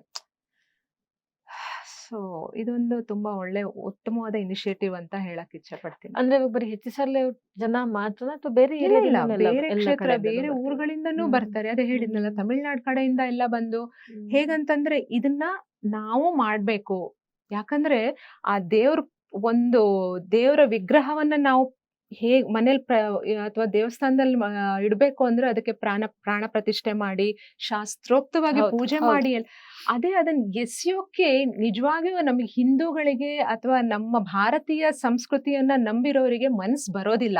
ಆದ್ರೂ ಅನಿವಾರ್ಯವಾಗಿ ಅದು ಒಡೆದು ಹೋದಾಗ ಎಲ್ಲಿ ಹಾಕ್ಬೇಕು, ಅದಕ್ಕೆ ಡೆಸ್ಟಿನೇಷನ್ ಎಲ್ಲಿದೆ ಅಂತ ಗೊತ್ತಿಲ್ಲದೆ ಇದ್ದಾಗ ತಗೊಂಡೋಗಿ ಜನ ಅದನ್ನ ಹಾಕ್ತಾರಲ್ವಾ. ಈಗ ಅದಕ್ಕೊಂದು ಡೆಸ್ಟಿನೇಷನ್ ಸಿಗ್ತಾ ಇದೆ ಅಂತ ಆದಾಗ ಅವರು ಖಂಡಿತವಾಗಿಯೂ ಎಲ್ಲೂ ಎಸೆಯಲ್ಲ, ಅದನ್ನ ನಮಗೆ ತಂದು ಕೊಡ್ತಿದ್ದಾರೆ. ಜೊತೆಗೆ ಅವರ ಊರುಗಳಲ್ಲಿ, ಅವರ ರಾಜ್ಯದಲ್ಲಿ ಅದನ್ನ ಹೇಗ್ ಮಾಡ್ಬೇಕು ಅನ್ನೋದನ್ನ ಕೂಡ ನಮ್ಮ ಹತ್ರ ಬಂದು ಅದ್ರ ಬಗ್ಗೆ ಕೇಳ್ಕೊಂಡು ಹೋಗಿ ಅಲ್ಲಿ ಮಾಡೋ ಪ್ರಯತ್ನ ಮಾಡ್ತಿದ್ದಾರೆ. ಇನ್ನೊಂದು ವಿಶೇಷ ಅಂತಂದ್ರೆ HSR ಸಿಟಿಜನ್ ಫೋರಂನ ಯೂತ್ ಟೀಮ್ ಇದೆ. ಅವರು ಇದ್ರ ಮೇಲೊಂದು ಪ್ರಾಜೆಕ್ಟ್ ಅನ್ನು ಮಾಡ್ಬಿಟ್ಟು 100 ಸಿಟೀಸ್ ನಲ್ಲಿ ಇದನ್ನ ಈ ಒಂದು ಕಾರ್ಯಕ್ರಮವನ್ನ ಹೇಗ್ ಮಾಡಬಹುದು ಅಂತ ಅದ್ರ ಬಗ್ಗೆ ಒಂದು ಡಿಟೇಲ್ ಒಂದು ರಿಪೋರ್ಟ್ ಅನ್ನ ರೆಡಿ ಮಾಡ್ತಾ ಇದ್ದಾರೆ. ಸದ್ಯದಲ್ಲೇ ಅದು ಹೊರಗೆ ಬರುತ್ತೆ. ಅದು ಬೇರೆ ಬೇರೆ ಊರುಗಳವರು ಸಹ ಅದನ್ನ ಮಾಡ್ಲಿಕ್ಕೆ ಸುಲಭವಾಗಿ, ಈಗ ನಾವ್ ಏನೆಲ್ಲ ಪ್ರಾಬ್ಲಮ್ ಫೇಸ್ ಮಾಡಿದ್ವಿ ಅವುಗಳಿಗೆಲ್ಲ ಏನ್ ಸೊಲ್ಯೂಷನ್ನು ಅನ್ನೋದನ್ನೆಲ್ಲ ಕಂಡುಹಿಡ್ಕೊಂಡ್ಬಿಟ್ಟು ಅವ್ರು ಅದನ್ನ ಯಾವ ರೀತಿ ರೆಪ್ಲಿಕೇಟ್ ಮಾಡ್ಬೋದು ಅವರ ಊರುಗಳಲ್ಲಿ ಅನ್ನೋದನ್ನ ಅವರು ಅದ್ರ ಮೇಲೆ ಕೆಲಸ ಮಾಡ್ತಾ ಇದ್ದಾರೆ. ಇದ್ರ ಜೊತೆಗೆ ಇನ್ನೊಂದು ಮುಖ್ಯವಾದ ವಿಚಾರ ಅಂದ್ರೆ ಸುಸ್ಥಿರ ಋತುಸ್ರಾವದ ಬಗ್ಗೆನೂ ಕೆಲಸ ಮಾಡಿದೆ ನಿಮ್ ತಂಡ. ಹೌದು. ಸೊ ಅದು ಹೇಗೆ? ಇದು ಸಸ್ಟೈನಬಲ್ ಮೆನ್ಸ್ಟ್ರೇಷನ್ ಪ್ರಾಜೆಕ್ಟ್. ಇದು ಹೇಗಂತಂದ್ರೆ ನಾವೇನ್ ಅನ್ಕೊಂತೀವಿ, ನಾವೀಗ ಏನು ಸ್ಯಾನಿಟರಿ ಪ್ಯಾಡ್ ಯೂಸ್ ಮಾಡ್ತಾ ಇದೀವಲ್ವಾ, ಇದು ಹೈಜೀನು, ನಮ್ಮ ಆರೋಗ್ಯಕ್ಕೆ ಒಳ್ಳೇದು ಅನ್ನೋ ಒಂದು ಭಾವ ಪ್ರತಿಯೊಂದು ಹೆಣ್ಮಗಳಿಗೂ ಇದೆ. ನಮ್ಮ ಹಿಂದಿನವ್ರು ಏನ್ ಬಟ್ಟೆ ಯೂಸ್ ಮಾಡ್ತಾ ಇದ್ರು ಅದ್ರ ಬಗ್ಗೆ ನಾವೇನ್ ಅನ್ಕೊಂತೀವಿ, ಇಲ್ಲ ಅದು ಹೈಜೀನ್ ಅಲ್ಲ, ಅದಕ್ಕೆ ಅದನ್ನ ಬಿಟ್ಬಿಟ್ಟು ಈಗ ನಮ್ಮಮ್ಮ ನಮ್ಮ ಅಜ್ಜಿ ಎಲ್ಲ ಯೂಸ್ ಮಾಡ್ತಾ ಇದ್ದಿದ್ದೆ. ಆದ್ರೆ ನಾವ್ ಯಾವಾಗ ಆ ಹಂತಕ್ ಬಂದ್ವೋ ಆಗ ನಮ್ ತಾಯಂದ್ರು ನಮಗ್ ಅದನ್ನ ಯೂಸ್ ಮಾಡ್ಲಿಕ್ ಬಿಟ್ಟಿಲ್ಲ, ಯಾಕಂದ್ರೆ ಅದು ಒಳ್ಳೇದಲ್ಲ. ಆಮೇಲೆ ಇನ್ನೊಂದು, ನಮ್ಮಲ್ಲಿ ತುಂಬಾ ಮಡಿವಂತಿಕೆ ಇರೋದ್ರಿಂದ ಬಟ್ಟೆ ಯೂಸ್ ಮಾಡಿದ್ರೆ ಅದು ಮನೇಲಿ ಗಂಡಸರಿಗೆ ಕಾಣ್ಬಾರ್ದು ಹೊರಗಡೆ. ಸೊ ನಾವೇನ್ ಮಾಡ್ತಿದ್ವಿ, ಅದನ್ನ ಮಂಚದ ಕೆಳಗಡೆನ ಕತ್ಲೆ ರೂಮ್ ನಲ್ಲಿ ಅದನ್ನ ಹರಗೋದ್ರಿಂದ ಅದರಲ್ಲಿ ಫಂಗಸ್ಸು ಬ್ಯಾಕ್ಟೀರಿಯಾಗಳು ಬೆಳೀತಾ ಇದ್ವು. ಸೊ ಅದನ್ನ ಯಾವಾಗ ನೆಕ್ಸ್ಟ್ ಡೇ ಕಟ್ಕೊಂತಾ ಇದ್ರು ಆಗ ಅದರಿಂದ ಏನಾಗ್ತಾ ಇತ್ತು, ಆಬ್ವಿಯಸ್ಲಿ ಇನ್ಫೆಕ್ಷನ್ ಇನ್ನೊಂದು. ಸೊ ನಾನ್ ಪಟ್ಟ ಕಷ್ಟ ನನ್ ಮಗಳು ಪಡೋದ್ ಬೇಡ ಅಂತ ಹೇಳಿ ಯಾವಾಗ ಸ್ಯಾನಿಟರಿ ಪ್ಯಾಡ್ ಮಾರ್ಕೆಟಿಗೆ ಬಂತು ಅದ್ರ ಬಗ್ಗೆ ಯೋಚನೆ ಮಾಡಿಲ್ಲ. ದುಡ್ಡು ಮತ್ತಿನ್ನೊಂದು ಮೇಂಟೈನ್ ಮಾಡೋದು, ತೊಳೆಯೋದಿಲ್ಲ, ಹರಗೋದಿಲ್ಲ, ಯೂಸ್ ಅಂಡ್ ಥ್ರೋ, ನೀನ್ ಇದನ್ನ ಯೂಸ್ ಮಾಡು ಅಂತ. ಆದ್ರೆ ಆಕ್ಚುಲಿ ಅದು ಒಳ್ಳೇದಾ? ಇದು ನಾವು ಯೂಸ್ ಮಾಡ್ತಾ ಇರುವಂತಹ ಸ್ಯಾನಿಟರಿ ಪ್ಯಾಡ್. ಸೊ ಇದು ನೋಡ್ಲಿಕ್ಕೆ ತುಂಬಾ ವೈಟ್ ಆಗಿದೆ, ಶುದ್ಧ ಅಂತ. ಯಾಕಂದ್ರೆ ನಮಗೆ ಬಿಳಿ ಅಂತಂದ್ರೆ ಶುದ್ಧ ಅನ್ನೋ ಒಂದು ಮನೋಭಾವ ನಮ್ಮಲ್ಲಿದೆ. ಆದ್ರೆ ಇದ್ರಲ್ಲಿರೋದು ಜನರಿಗೆ ನಾವು ಸೆಷನ್ಸ್ ತಗೊಳ್ಳುವಾಗೆಲ್ಲ ಕೇಳ್ತಾ ಇರ್ತೀವಿ, ನಾವು ಯೂಸ್ ಮಾಡುವಂತಹ ಸ್ಯಾನಿಟರಿ ಪ್ಯಾಡ್ ಅಲ್ಲಿ ಏನಿದೆ ಅಂತ. ಹೆಚ್ಚಿನವ್ರು ಹೇಳೋದು ಕಾಟನ್ ಇದೆ ಅಂತ. ಕಾಟನ್ ಇದ್ರೆ ಇದ್ ನೋಡಿ ಎಷ್ಟೊಂದು ತಿನ್ನಾಗಿದೆ ಅಲ್ವಾ, ಇಷ್ಟು ತಿನ್ನಾಗಿದೆ. ಮತ್ತೆ ಇದರಲ್ಲಿ ನೀವು ಬೆಳಗ್ಗೆಯಿಂದ ರಾತ್ರಿವರೆಗೆ ಒಂದು ಪ್ಯಾಡ್ ಅನ್ನು ಹಾಕೊಂಡ್ರು ಕೂಡ ಅಷ್ಟು ಬ್ಲಡ್ ಅಬ್ಸರ್ವ್ ಮಾಡ್ಕೊಳ್ಳುತ್ತೆ. ಹೇಗ್ ಸಾಧ್ಯ ಇದೆಲ್ಲ? ಆಕ್ಚುಲ್ ಆಗಿ ನಾವು ಯೂಸ್ ಮಾಡ್ತಾ ಇರೋ ಸ್ಯಾನಿಟರಿ ಪ್ಯಾಡ್ ನಲ್ಲಿ ಕಾಟನ್ ಇಲ್ಲ, ಬದಲಾಗಿ ಈ ಪ್ಲಾಸ್ಟಿಕ್ ಕವರ್ಸ್ ಇರ್ತಾವಲ್ಲ, ನೀವು ಗ್ರಾಸರೀಸು ಎಲ್ಲ ತರ್ತಿರಲ್ಲ, ಆ ರೀತಿಯ ಒಂದು 4 ರಿಂದ 5 ಪ್ಲಾಸ್ಟಿಕ್ ಕವರು ಜೊತೆಗೆ ಫುಲ್ ಆಫ್ ಕೆಮಿಕಲ್ಸ್. ಅಂದ್ರೆ ಇದರಲ್ಲಿ ಈ ಬ್ಲೂ ಲೈನ್ಸ್ ಏನ್ ಕಾಣ್ತಾ ಇದೆ ಅದು ಪಾಲಿಅಕ್ರಿಲಿಕ್ ಜೆಲ್ ಅಂತ. ಸೊ ಎಷ್ಟೇ ಬ್ಲೀಡಿಂಗ್ ಆದ್ರೂ ಸಹ ಅದನ್ನ ಅಬ್ಸರ್ವ್ ಮಾಡ್ಕೊಳ್ಳುವಂತಹ ಕೆಪಾಸಿಟಿ ಆ ಜೆಲ್ಲಿಗಿದೆ. ಅದು ಒಂದು ಕೆಮಿಕಲ್. ಇನ್ನೊಂದು, ಹೋಲ್ ಡೇ ನೀವು ಅದನ್ನ ಹಾಕೋಬೇಕಾದಾಗ ರಕ್ತ ಯಾವಾಗ ನಮ್ ಗಾಳಿಯ ಸಂಪರ್ಕಕ್ಕೆ ಬರುತ್ತೋ ಅದು ಸ್ಮೆಲ್ ಬರಕ್ ಶುರುವಾಗುತ್ತೆ. ಸೊ ಪಬ್ಲಿಕ್ ಪ್ಲೇಸ್ ನಲ್ಲಿ ಕೆಲ್ಸಕ್ಕೆ ಹೋಗೋರಿಗೆ ಅವೆಲ್ಲ ಅನ್ಕಂಫರ್ಟಬಲ್ ಆಗ್ಬಾರ್ದು ಅಂತ ಅದಕ್ಕೆ ಪರ್ಫ್ಯೂಮ್ ಅನ್ನ ಆಡ್ ಮಾಡ್ತಾರೆ, ಎಗೈನ್ ಕೆಮಿಕಲ್. ಸೊ ಈ ತರ ಎಷ್ಟೊಂದು ಕೆಮಿಕಲ್ ಇದಕ್ಕೆ ಹಾಕೋದ್ರಿಂದ ಏನಾಗುತ್ತೆ, ಈ ರೀತಿ ಕೆಮಿಕಲ್ ಇರುವಂತಹ ಒಂದು ಸ್ಯಾನಿಟರಿ ಪ್ಯಾಡ್ ಅನ್ನ ನಾವು ತಿಂಗಳಲ್ಲಿ 5 ದಿವಸ, ವರ್ಷದಲ್ಲಿ ಹೆಚ್ಚು ಕಮ್ಮಿ 2 ತಿಂಗಳು, ನಮ್ದು ಇಡೀ ಒಂದು ಋತುಚಕ್ರದ ಜೀವಿತಾವಧಿಯಲ್ಲಿ ಹೆಚ್ಚು ಕಮ್ಮಿ 5 ರಿಂದ 6 ವರ್ಷಗಳ ಕಾಲ ನಾವು ಈ ಸ್ಯಾನಿಟರಿ ಪ್ಯಾಡ್ ಅನ್ನ ಹಾಕೊಂಡು ಓಡಾಡ್ತೀವಿ. ಸೊ ಇದನ್ನ ನಾವು ನಮ್ಮ ವೆಜೈನದ ಭಾಗಕ್ಕೆ ಯೂಸ್ ಮಾಡೋದ್ರಿಂದ ಅಲ್ಲಿಯ ಸ್ಕಿನ್ ಏನಿದೆ ಬಾಕಿ ಚರ್ಮಕ್ಕಿಂತ ತುಂಬಾನೇ ಸೆನ್ಸಿಟಿವ್.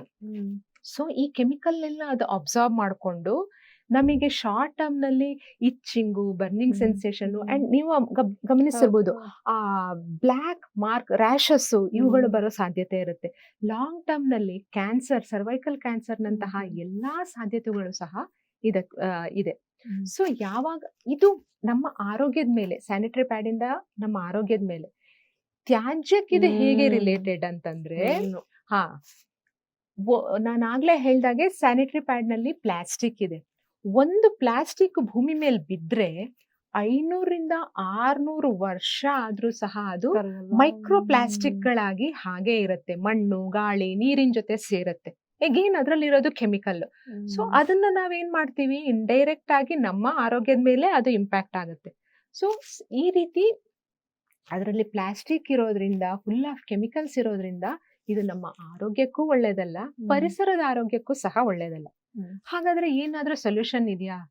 ವಾಪಸ್ಸು ನಮ್ಮ ತಾಯಂದ್ರು ಯೂಸ್ ಮಾಡ್ತಾ ಇದ್ದಂತಹ ಬಟ್ಟೆ ನ್ಯಾಪ್ಕಿನ್, ಆದ್ರೆ ಈಗಿನ ಈ ಬಿಸಿ ಲೈಫ್ ಸ್ಟೈಲ್ ಅಲ್ಲಿ ಅದು ಇಂಪಾಸಿಬಲ್.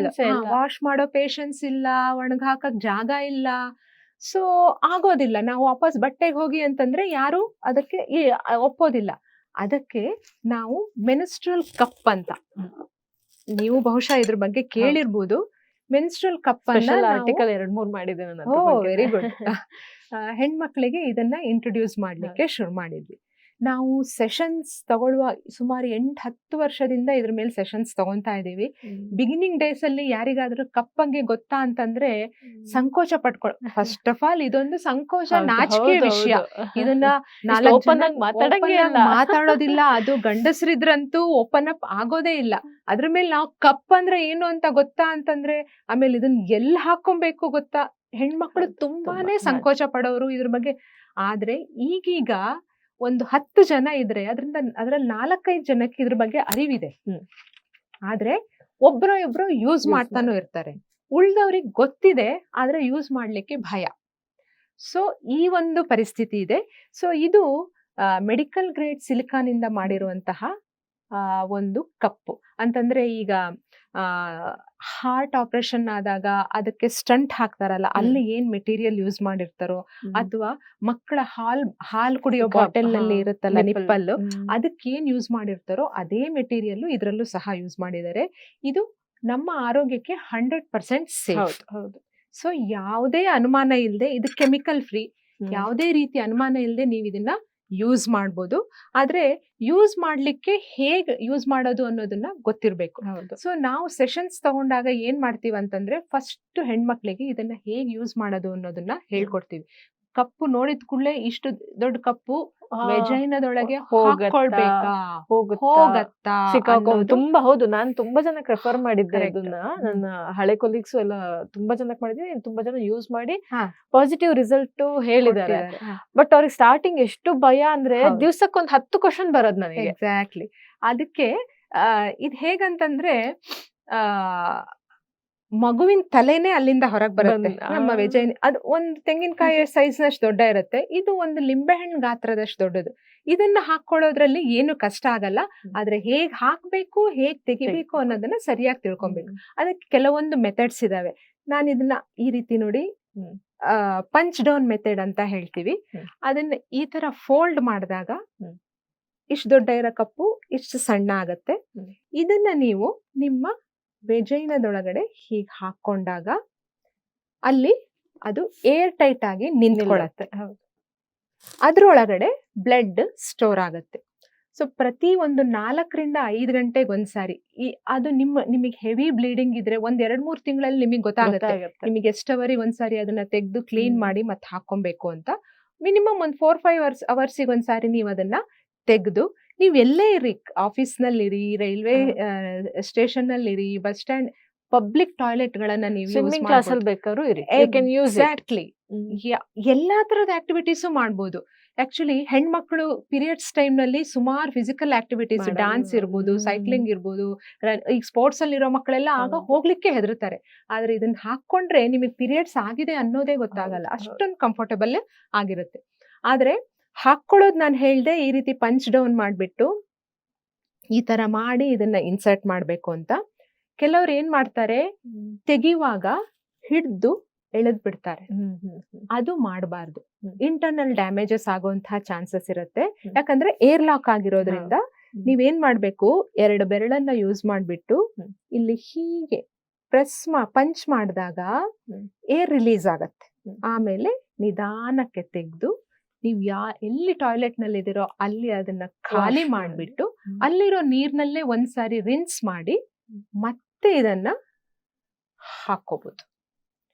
100% safe, 100% comfortable. ನಾನು ಲಾಸ್ಟ್ ಬಹುಶಃ ಒಂದು 7-8 ವರ್ಷದಿಂದ ಕಪ್ಪನ್ನು ಯೂಸ್ ಮಾಡ್ತಾ ಇದ್ದೀನಿ. ಸೊ ಮೀಟು ಅದೇ ತುಂಬಾ ಅಂದ್ರೆ ತುಂಬಾ ಆರಾಮು. ಆ ಪ್ಯಾಡ್ ಹಾಕೊಂಡಾಗ ಹೇಗಿರುತ್ತೆ ಅಂದ್ರೆ ಆಫೀಸಿಗೆ ಹೋಗೋರಿಗೆ ಅದ್ರ ಅನುಭವ ಚೆನ್ನಾಗಿರುತ್ತೆ.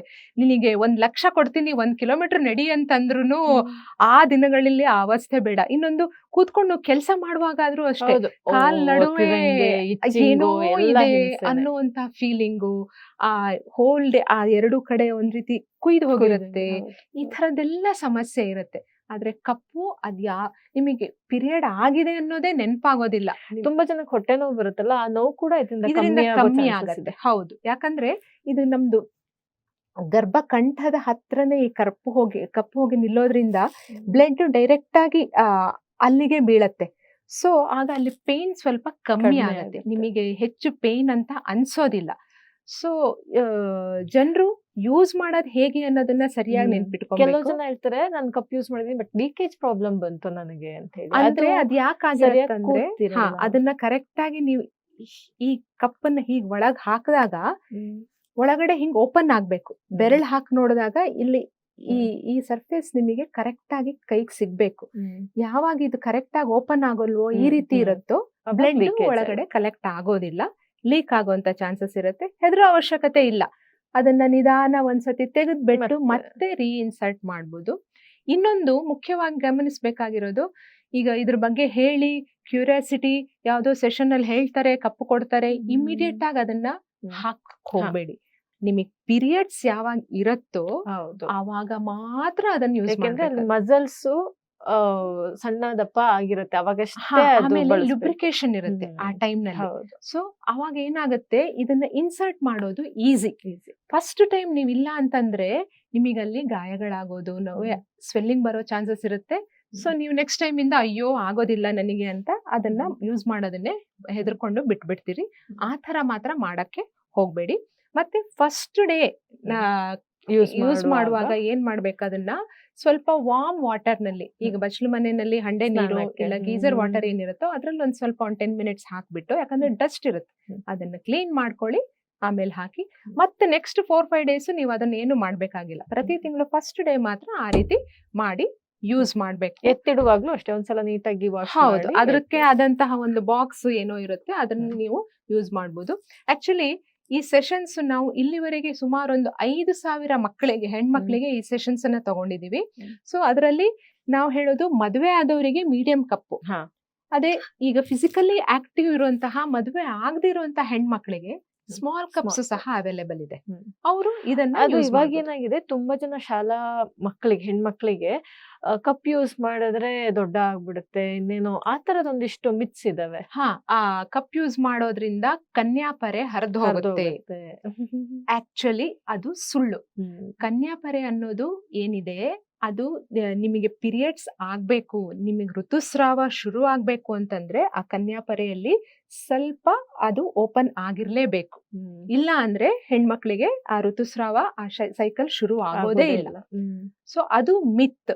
ಮತ್ತೆ ಈಗ ಫಿಸಿಕಲಿ ತುಂಬಾ ಆಕ್ಟಿವ್ ಆಗಿರೋದ್ರಿಂದ ಕನ್ಯಾಪರೆ ಹರಿದೋಯ್ತು, ಅದರಿಂದ ಅವಳದು ಕನ್ಯತ್ವ ಕಳ್ಕೊಂಡ್ಲು, ಅವೆಲ್ಲ ಏನು ಇಲ್ಲ. ಆರಾಮ್ಸೆ ನೀವ್ ಇದನ್ನ ಯೂಸ್ ಮಾಡ್ಬೋದು. ಯಾಕಂದ್ರೆ ಇವಾಗ ಸರ್ಕಾರದಿಂದನೂ ಶಾಲೆಗಳಲ್ಲಿ ಕಪ್ಪುಗಳನ್ನ ಕೊಡೋ ಯೋಜನೆ ಇದೆ. ಹೌದು, ಕಪ್ಪುಗಳನ್ನ ನಾವು ಆಕ್ಚುಲಿ 18 ವರ್ಷದ ಮೇಲಿನ, ಅಂದ್ರೆ PU ಮೇಲಿನ ಹೆಣ್ಮಕ್ಳಿಗೆ ರೆಕಮೆಂಡ್ ಮಾಡ್ತೀವಿ.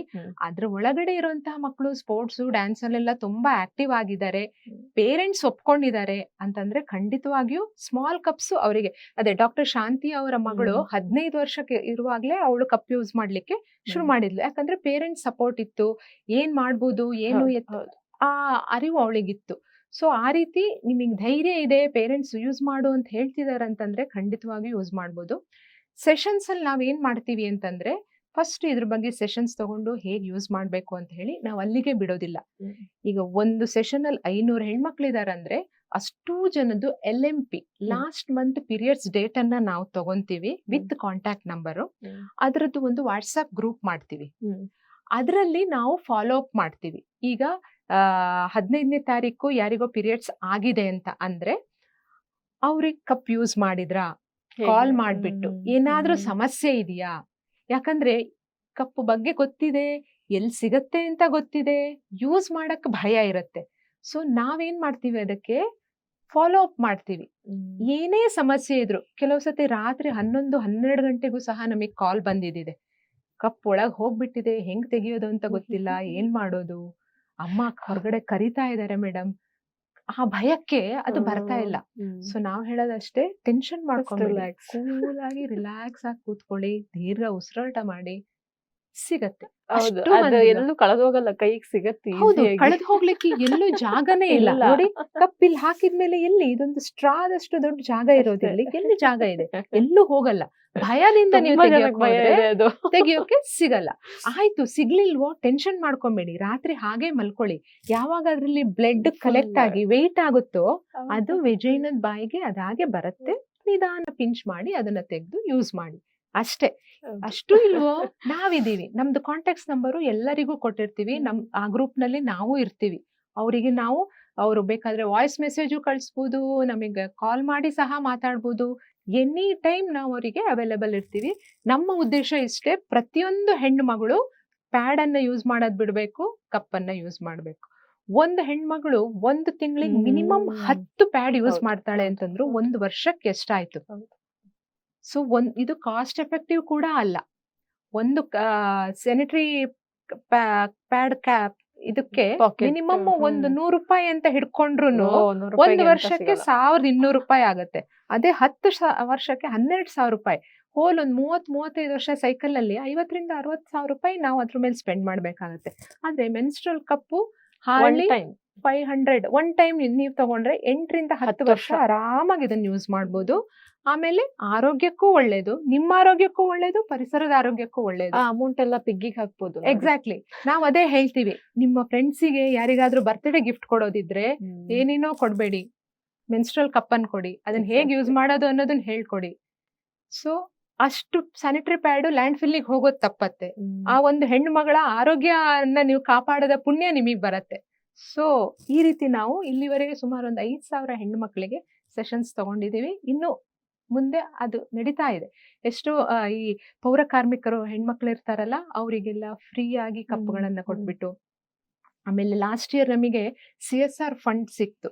ಅದರಲ್ಲಿ ಸುಮಾರು ಸ್ಕೂಲು ಕಾಲೇಜ್ ಮಕ್ಕಳಿಗೆ, RTO officers, police officers, anganwadi ಕಾರ್ಯಕರ್ತರು, ಇವರಿಗೆಲ್ಲರಿಗೂ ಸೆಷನ್ಸ್ ತಗೊಂಡು ನಾವು ಸೆಷನ್ಸ್ ಕೊನೆಯಲ್ಲಿ ಯಾರಿಗೆ ಕನ್ವಿನ್ಸ್ ಆಗ್ತಾರೋ, ಯಾರಿಗೆ ಇಂಟ್ರೆಸ್ಟ್ ಇದೆಯೋ ಅವರಿಗೆ ಫ್ರೀ ಆಗಿ ಕಪ್ಪುಗಳನ್ನು ಸಹ ನಾವು ಕೊಟ್ಟಿದ್ದೀವಿ.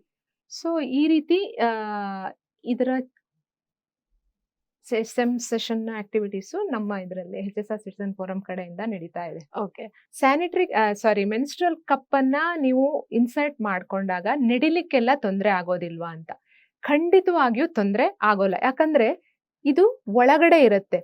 ಕೆಲವರಿಗೆ ಏನಾಗುತ್ತೆ ಗೊತ್ತಾ, ಈ ಸ್ಟೆಮ್ ಇರುವಂತಹ ಕಪ್ಪನ್ನ ಅವರು ಯೂಸ್ ಮಾಡಿದಾಗ ಅದೇನಾದ್ರೂ ದೊಡ್ಡ ಕಪ್ ಆಗಿದ್ರೆ ಆಗ ಅದು ಸ್ವಲ್ಪ ತೊಂದರೆ ಆಗುವಂತಹ ಚಾನ್ಸಸ್, ನಡೆಯುವಾಗ ಸ್ವಲ್ಪ ಪ್ರಾಬ್ಲಮ್ ಆಗೋ ಚಾನ್ಸಸ್ ಇರುತ್ತೆ.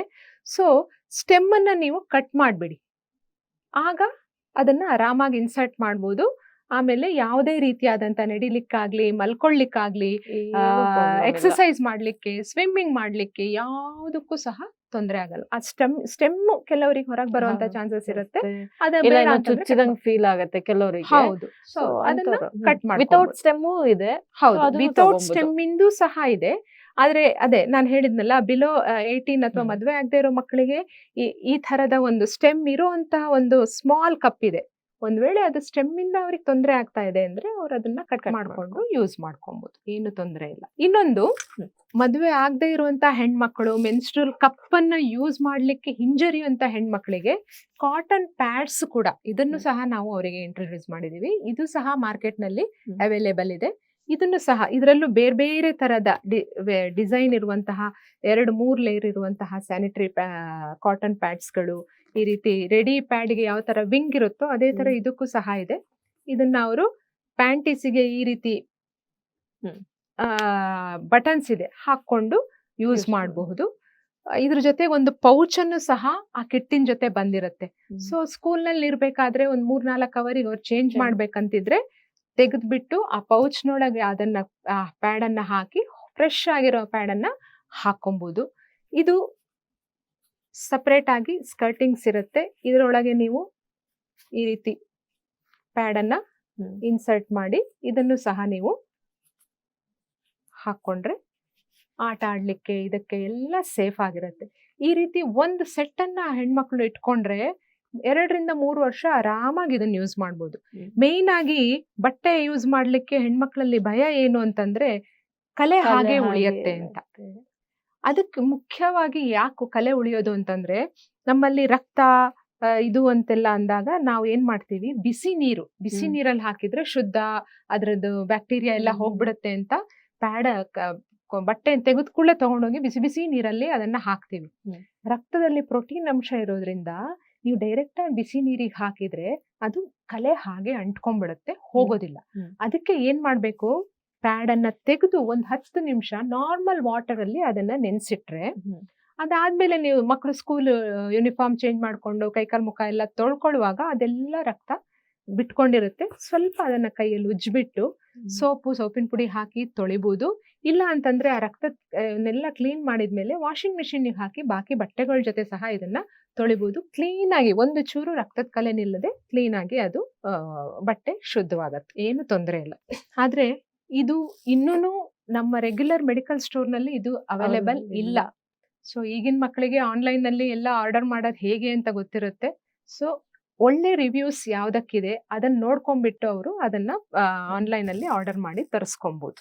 ಓಕೆ, ಇದು ಒಂದು ಭಾಗ ಆದ್ರೆ ಇನ್ನೊಂದು ನಿಮ್ದು ಪ್ರಮುಖ ಕೆಲಸ ಏನು ಅಂದ್ರೆ ಪೇಪರ್ ಕಪ್ ವಿರೋಧಿ. ಇದು ತುಂಬಾ ಇವಾಗ ತುಂಬಾ ಸೋಷಿಯಲ್ ಮೀಡಿಯಾದಲ್ಲಿ ತುಂಬಾ ಜನ ಬಳಸ್ತಾ ಇದ್ದಾರೆ. ಪೇಪರ್ ಕಪ್ ಯೂಸ್ ಮಾಡ್ಬಿಡಿ, ಕ್ಯಾನ್ಸರ್ ಬರುತ್ತೆ, ನೀವೇ ಒಂದ್ ಬ್ಯಾಗ್ ಅಲ್ಲಿ ಒಂದು ಸ್ಟೀಲ್ ಲೋಟ ಕ್ಯಾರಿ ಮಾಡ್ಬಿಡಿ ಯಾವಾಗ್ಲೂ ಅಂತ. ಸೊ ನಿಮ್ಮ ಸಂಸ್ಥೆಯಿಂದನೂ ಆ ತರದೊಂದು ಆಕ್ಟಿವಿಟಿ ನಡೆದಿದೆ. ಅಂಡ್ ನಿಮ್ಮ ಸಂಸ್ಥೆಯಿಂದ ಕೂಡ ಪ್ಲೇಟ್ ಬ್ಯಾಂಕ್ ತರನು ಒಂದು ಮಾಡಿದೀರಾ, ಅದ್ರ ಬಗ್ಗೆ ಒಂದು ಡಿಚ್ ಪೇಪರ್ ಕಪ್ ಅಂತ ಆ ಆಕ್ಟಿವಿಟಿ ಹೆಸರು, ಇನ್ನೊಂದು ಝೀರೋ ವೇಸ್ಟ್ ಇವೆಂಟ್ ಅಂತ. ಇದು ಹೇಗಂತಂದ್ರೆ ಡಿಚ್ ಪೇಪರ್ ಕಪ್ಪು ನಮ್ದು HSR ಲೇಔಟ್ IT ಹಬ್ ಆಗಿರೋದ್ರಿಂದ ಸುಮಾರು IT ಕಂಪನಿಗಳು ಸ್ಟಾರ್ಟ್ಅಪ್ಸ್ ಇದಾವೆ. ಅದಕ್ಕೆ ತಕ್ಕಂತೆ ಆ ಕಂಪನಿಗಳ ಸುತ್ತ ಒಂದಷ್ಟು ಪೆಟ್ಟಿ ಸ್ಟಾಲ್ಸ್ ಗಳು ಓಪನ್ ಆಗಿದಾವೆ. ಸೊ ಇವರು ಪ್ರತಿ 1-2 ಗಂಟೆಗೆ ಕಾಫಿ ಟೀ ಕುಡಿಯೋಕ್ ಬರ್ತಾರಲ್ವಾ, ಅವರು ಏನ್ ಮಾಡ್ತಾರೆ, ಎಲ್ಲರೂ ಪೇಪರ್ ಕಪ್ ನಲ್ಲಿ ಕಾಫಿ ಟೀಯನ್ನ ಕುಡಿಯೋದನ್ನ ನಾವು ಅಬ್ಸರ್ವ್ ಮಾಡಿದ್ವಿ.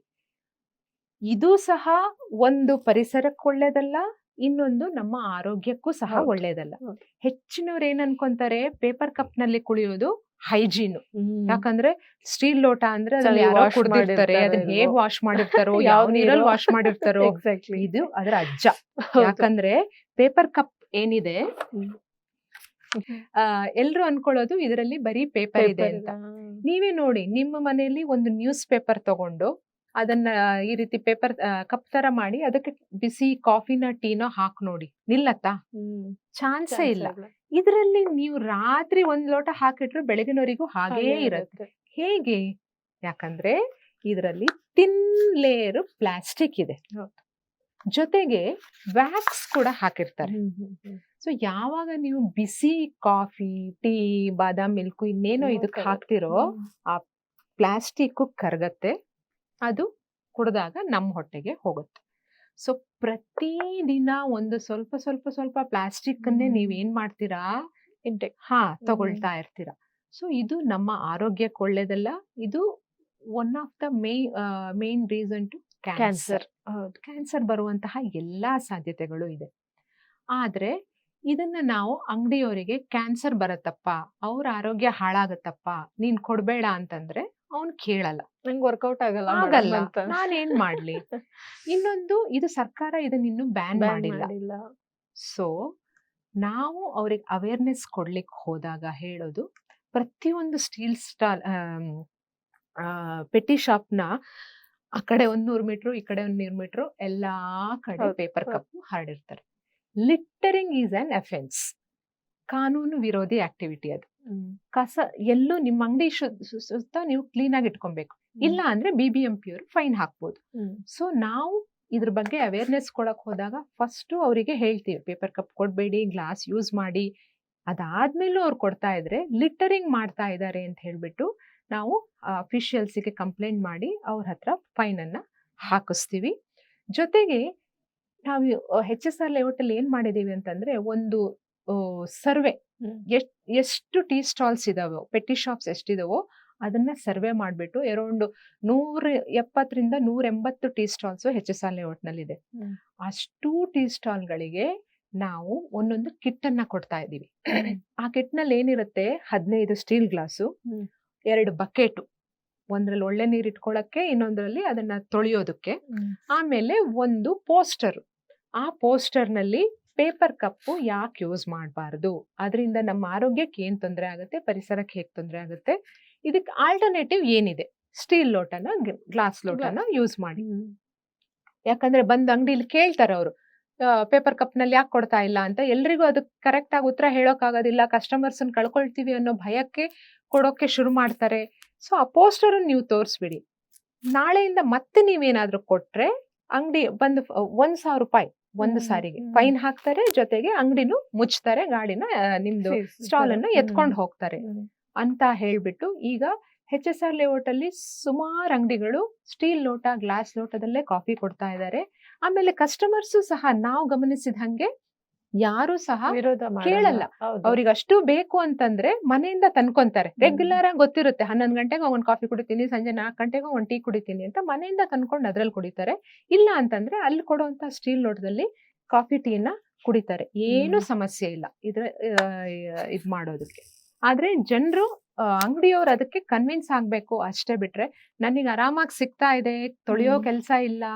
ಆದ್ರೆ ನೀವೇ ಯೋಚನೆ ಮಾಡಿ, ಒಂದು ಅಂಗಡಿಯವನು ಒಂದು ದಿನಕ್ಕೆ 100 ಕಪ್ಪನ್ನ ಯೂಸ್ ಮಾಡಿದ್ರೆ ಅವನಿಗೆ ಎಷ್ಟು ಖರ್ಚಾಗತ್ತೆ, ಜೊತೆಗೆ ಎಷ್ಟು ತ್ಯಾಜ್ಯವನ್ನ ಅವನು ಅಲ್ಲಿ ಉತ್ಪಾದನೆ ಮಾಡ್ತಾ ಇದ್ದಾನೆ ಅಂತ.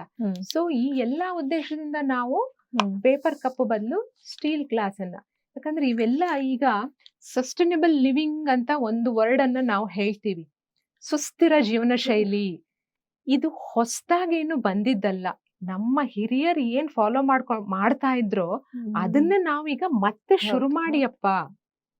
ಅಫೋರ್ಡಬಿಲಿಟಿ ಹೆಸರಿನಲ್ಲಿ, ನನ್ನ ಹತ್ರ ದುಡ್ಡಿದೆ ಅನ್ನೋ ಇದರಲ್ಲಿ, ಮತ್ತೆ ಕಂಫರ್ಟಬಲ್ ಜೀವನ ಶೈಲಿ ಮಾಡ್ಬೇಕು ಅನ್ನೋ ಹೆಸರಲ್ಲಿ ನಾವು ಇವುಗಳನ್ನೆಲ್ಲ ಶುರು ಮಾಡ್ಕೊಂಡಿದೀವಿ. ಆದ್ರೆ ಇದರಿಂದ ನಮ್ಮ ಆರೋಗ್ಯದ ಮೇಲೆ ಎಷ್ಟು ಇಂಪ್ಯಾಕ್ಟ್ ಆಗ್ತಿದೆ, ಪರಿಸರವನ್ನ ನಾವು ಎಷ್ಟು ನಾಶ ಮಾಡ್ತಿದೀವಿ ಅನ್ನೋದ್ರ ಬಗ್ಗೆ ಯಾರೂ ಸಹ ಯೋಚನೆ ಮಾಡ್ತಾ ಇಲ್ಲ. ಒಂದು ಕನ್ನಡದಲ್ಲಿ ಒಂದು ಮಾತಿದೆ, ಭೂಮಿಗೆ ಭಾರ ಆಗ್ಬಾರ್ದು, ಭೂಮಿಗೆ ಭಾರ ಬದುಕಬಾರ್ದು ಅಂತ ಹಿರಿಯರು ತುಂಬಾ ಹೇಳ್ತಾ ಇದ್ರಲ್ವಾ. ಸೊ ನಾವು ದಿನನಿತ್ಯ ಈ ಭೂಮಿ ತಾಯಿಗೆ ಅದನ್ನೇ ಮಾಡ್ತಾ ಇರೋದು. ಅವಳು ನಿನ್ನಷ್ಟು ಆ ಭೂಮಿಗೆ ಭಾರವನ್ನೇ ಬೇಡದೆ ಇರೋದು. ಅವಳು ನಮಗೆ ಎಷ್ಟೆಲ್ಲ ಒಳ್ಳೊಳ್ಳೆ ಇದನ್ನ ಕೊಡ್ತಾ ಇದ್ದಾಳೆ. ನಾವು ಪ್ರಕೃತಿಯಿಂದ, ಪರಿಸರದಿಂದ ಎಷ್ಟು ಒಳ್ಳೆ ಇದನ್ನ ತಗೊಳ್ತಾ ಇದೀವಿ. ಒಳ್ಳೆ ಗಾಳಿ, ಒಳ್ಳೆ ಮಣ್ಣು, ಒಳ್ಳೆ ಸಂಪನ್ಮೂಲಗಳು ಸಿಗ್ತಾ ಇದಾವೆ.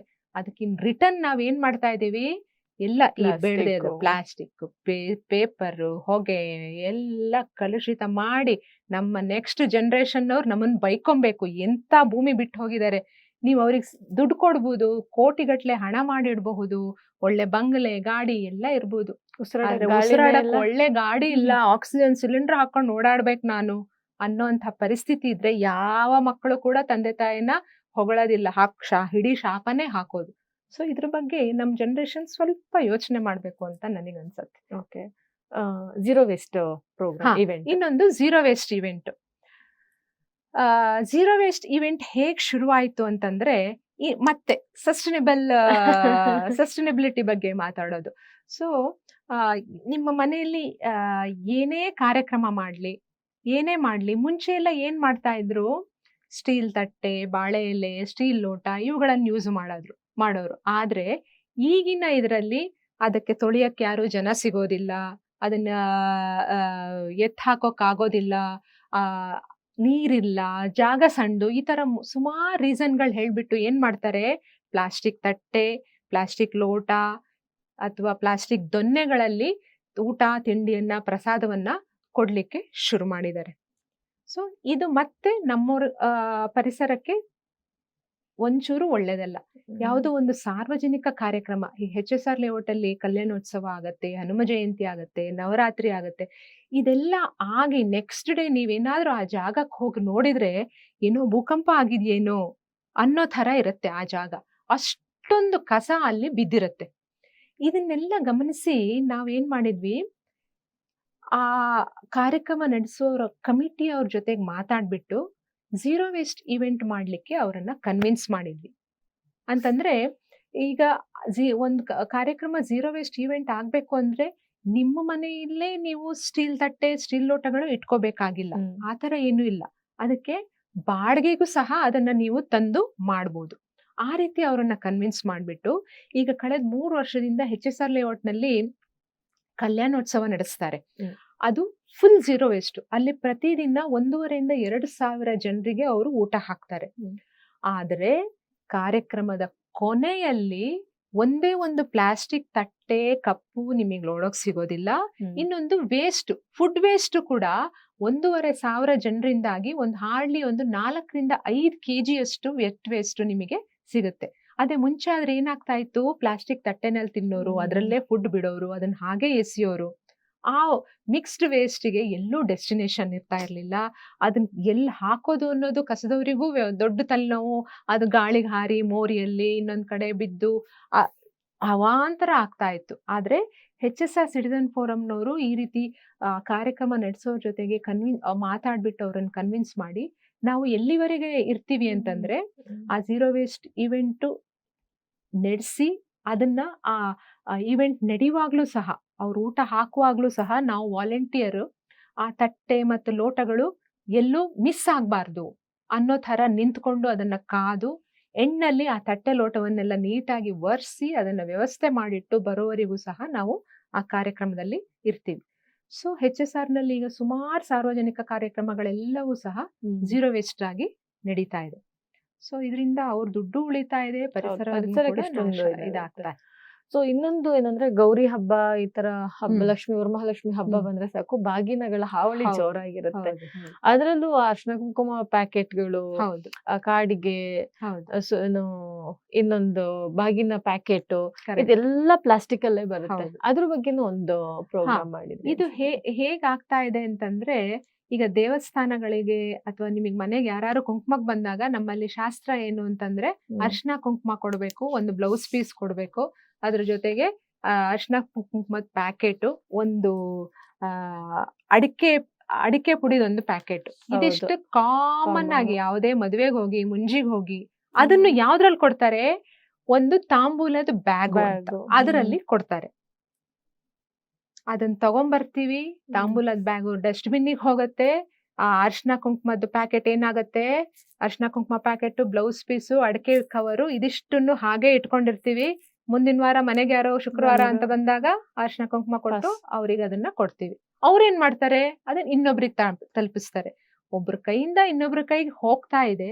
ಕೊನೆಗೆ ಅದು ಇನ್ನೇನು ಮಾಡಕ್ ಬರಲ್ಲ ಅಂದಾಗ ಅದು ಡಸ್ಟ್ಬಿನ್ನಿಗೆ ಹೋಗತ್ತೆ, ಡಂಪ್ ಯಾರ್ಡಿಗೆ ಹೋಗುತ್ತೆ. ಸೊ ನಾವೇನ್ ಹೇಳ್ತೀವಿ ಅಂತಂದ್ರೆ, ಅರ್ಶಿನ ಕುಂಕುಮ ನೀವಾಗ್ಲೇ ಕೊಟ್ಟಿರ್ತೀರ, ಮನೆಗ್ ಬಂದವರಿಗೆ ತಟ್ಟೆಲಿಟ್ಟು ಅದನ್ನ ಒಂದ್ಸಾರಿ ತಗೊಂಡಿರ್ತಾರೆ, ಮತ್ತೆ ಅದನ್ನ ಕೊಡೋ ಅವಶ್ಯಕತೆ ಇಲ್ಲ. ಇನ್ನೂ ಕೊಡ್ಬೇಕಂತಿದ್ಯೋ ಪೇಪರ್ ನಲ್ಲಿ ಅದನ್ನ ಕಟ್ಟಿಬಿಟ್ಟು ಕೊಡಿ. ಇದೇ ದೇವಸ್ಥಾನಗಳಿಗೆ ಹೋಗುವಾಗ್ಲೂ ಅಷ್ಟೇ, ಸಿಂಗಲ್ ಯೂಸ್ ಪ್ಲಾಸ್ಟಿಕ್ ಕವರ್ ನಲ್ಲಿ ತೆಂಗಿನಕಾಯಿ, ಹಣ್ಣು, ಊದಿನ ಕಡ್ಡಿಗೆ ಒಂದು ಪ್ಲಾಸ್ಟಿಕ್ ಕವರು, ಕರ್ಪೂರಕ್ಕೆ ಒಂದು ಪ್ಲಾಸ್ಟಿಕ್ ಕವರು, ಅರ್ಶಿನ ಕುಂಕುಮದ್ದು ಇದಿಷ್ಟನ್ನು ಸಹ ದೇವಸ್ಥಾನದೊಳಗೆ ಹೋಗುತ್ತೆ. ಅಲ್ಲಿ ಅರ್ಚಕರು ಏನ್ ಮಾಡ್ತಾರೆ, ಅದನ್ನೆಲ್ಲ ತೆಗೆದು ಕವರ್ ಒಂದ್ ಕಡೆ ಹಾಕ್ತಾರೆ. ಅರ್ಶಿನ ಆ ಕವರ್ ಮತ್ತೆಲ್ಲಿಗೆ ಹೋಗುತ್ತೆ, ಭೂಮಿಗೆ. ಸೊ ಅಷ್ಟೊಂದು ಕಸ ದಿವ್ಸಾನು ಒಂದೊಂದು ದೇವಸ್ಥಾನದಲ್ಲಿ ಎಷ್ಟೊಂದು ಕಸ ಜನರೇಟ್ ಆಗ್ತಾ ಇರುತ್ತೆ. ಸೊ ಇದನ್ನೆಲ್ಲ ನೀವು ದೇವಸ್ಥಾನಕ್ಕೆ ಹೋಗುವಾಗ ಊದಿನ ಕಡ್ಡಿಯನ್ನ ಪೇಪರಲ್ಲಿ, ಊದಿನ ಕಡ್ಡಿ ಅರ್ಶಿನ ಕುಂಕುಮವನ್ನ ಪೇಪರ್ನಲ್ಲಿ ಸುತ್ಕೊಂಡು ಹೋಗಿ. ಅದೇ ಹಣ್ಣು ಕಾಯಿ ತಗೊಂಡು ಹೋಗ್ಬೇಕು ಅಂತಿದ್ರೆ ನಮ್ ಹಿಂದಿನವರೆಲ್ಲ ಮಾಡ್ತಾ ಇದ್ರು, ಒಂದು ಏನು ಹಣ್ಕಾಯ್ದು ಒಂದು ಬುಟ್ಟಿ ಇರ್ತಾ ಇತ್ತು, ಒಂದು ಬಿದಿರಿನ ಬುಟ್ಟಿನೋ ಸ್ಟೀಲ್ ಬುಟ್ಟಿನೋ ಇಲ್ಲ ತಟ್ಟೆ, ಅದ್ರಲ್ಲಿ ತಗೊಂಡು ಹೋಗಿ. ಏನು ಕಸ ಜನರೇಟೇ ಆಗೋದಿಲ್ಲ, ಅದಷ್ಟು ಮನೆಗೆ ಬರತ್ತೆ. ಹಾಗೆ ಉಪಯೋಗಕ್ಕೂ ಹೌದು. ಸಹ ಹೌದು. ಆಗತ್ತೆ. ಈ ರೀತಿ ದೇವಸ್ಥಾನಗಳಲ್ಲೂ ಸಹ ಪೇಪರ್ ನಾವು ಕಟ್ಕೊಂಡು ಹೋಗ್ತಾ ಇದ್ದೀವಿ ಹೌದು ನಾವು. ಹಿಂದೆ ನಡೀತಾ ಹ್ಮ್. ಇದ್ದಿದ್ದು. ಸೊ ಈಗ ಸಸ್ಟೈನಬಿಲಿಟಿ ಅನ್ನೋ ಹೆಸರಲ್ಲಿ ಹೊಸದಾಗಿ ನಾವೇನು ಹೇಳ್ತಾ ಇಲ್ಲ, ಹಿಂದೆ ಮಾಡ್ತಾ ಇದ್ದಿದ್ದನ್ನೇ ನಾವು ಜನರಿಗೆ ಅದನ್ನ ಮತ್ತೆ ಶುರು ಮಾಡಿ ಅಂತ ನಾವು ಹೇಳ್ತಾ ಇದ್ದೀವಿ ಬಿಟ್ರೆ ಹೊಸದೇನೂ ಇಲ್ಲ. ಸೊ ಈ ತರ ಟೆಂಪಲ್ ದೇವಸ್ಥಾನಗಳಿಗೂ ಹೋಗಿ ಸಹ ನಾವು ಅಲ್ಲಿ ಟೆಂಪಲ್ ಕಮಿಟಿಯವ್ರ ಜೊತೆಗೆ ನಮ್ಮ ತಂಡ ಮಾತಾಡ್ಬಿಟ್ಟು ಅವ್ರಿಗೆ ಇದ್ರ ಬಗ್ಗೆ ಅವೇರ್ನೆಸ್ ಅನ್ನು ಕೊಟ್ಟು, ಈಗ HSR ನಲ್ಲಿ ಸುಮಾರು ದೇವಸ್ಥಾನಗಳಲ್ಲಿ ಝೀರೋ ಪ್ಲಾಸ್ಟಿಕ್ ಮಾಡಿದ್ದಾರೆ, ಝೀರೋ ವೇಸ್ಟ್ ಟೆಂಪಲ್ಸ್ ಅಂತ ಆಗಿದೆ. ಒಳಗಡೆ ಬರುವಾಗ್ಲೇ ಕೆಲವೊಂದು ವಾಲಂಟಿಯರ್ಸ್ ಎಷ್ಟು ಆಕ್ಟಿವ್ ಆಗಿದ್ದಾರೆ ಅಂತಂದ್ರೆ ಪ್ರತಿದಿನ ಬೆಳಿಗ್ಗೆ ಮತ್ತೆ ಸಂಜೆ ದೇವಸ್ಥಾನದ ಗೇಟ್ ಅಲ್ಲಿ ಹೋಗಿ ನಿಂತ್ಕೊಂತಾರೆ.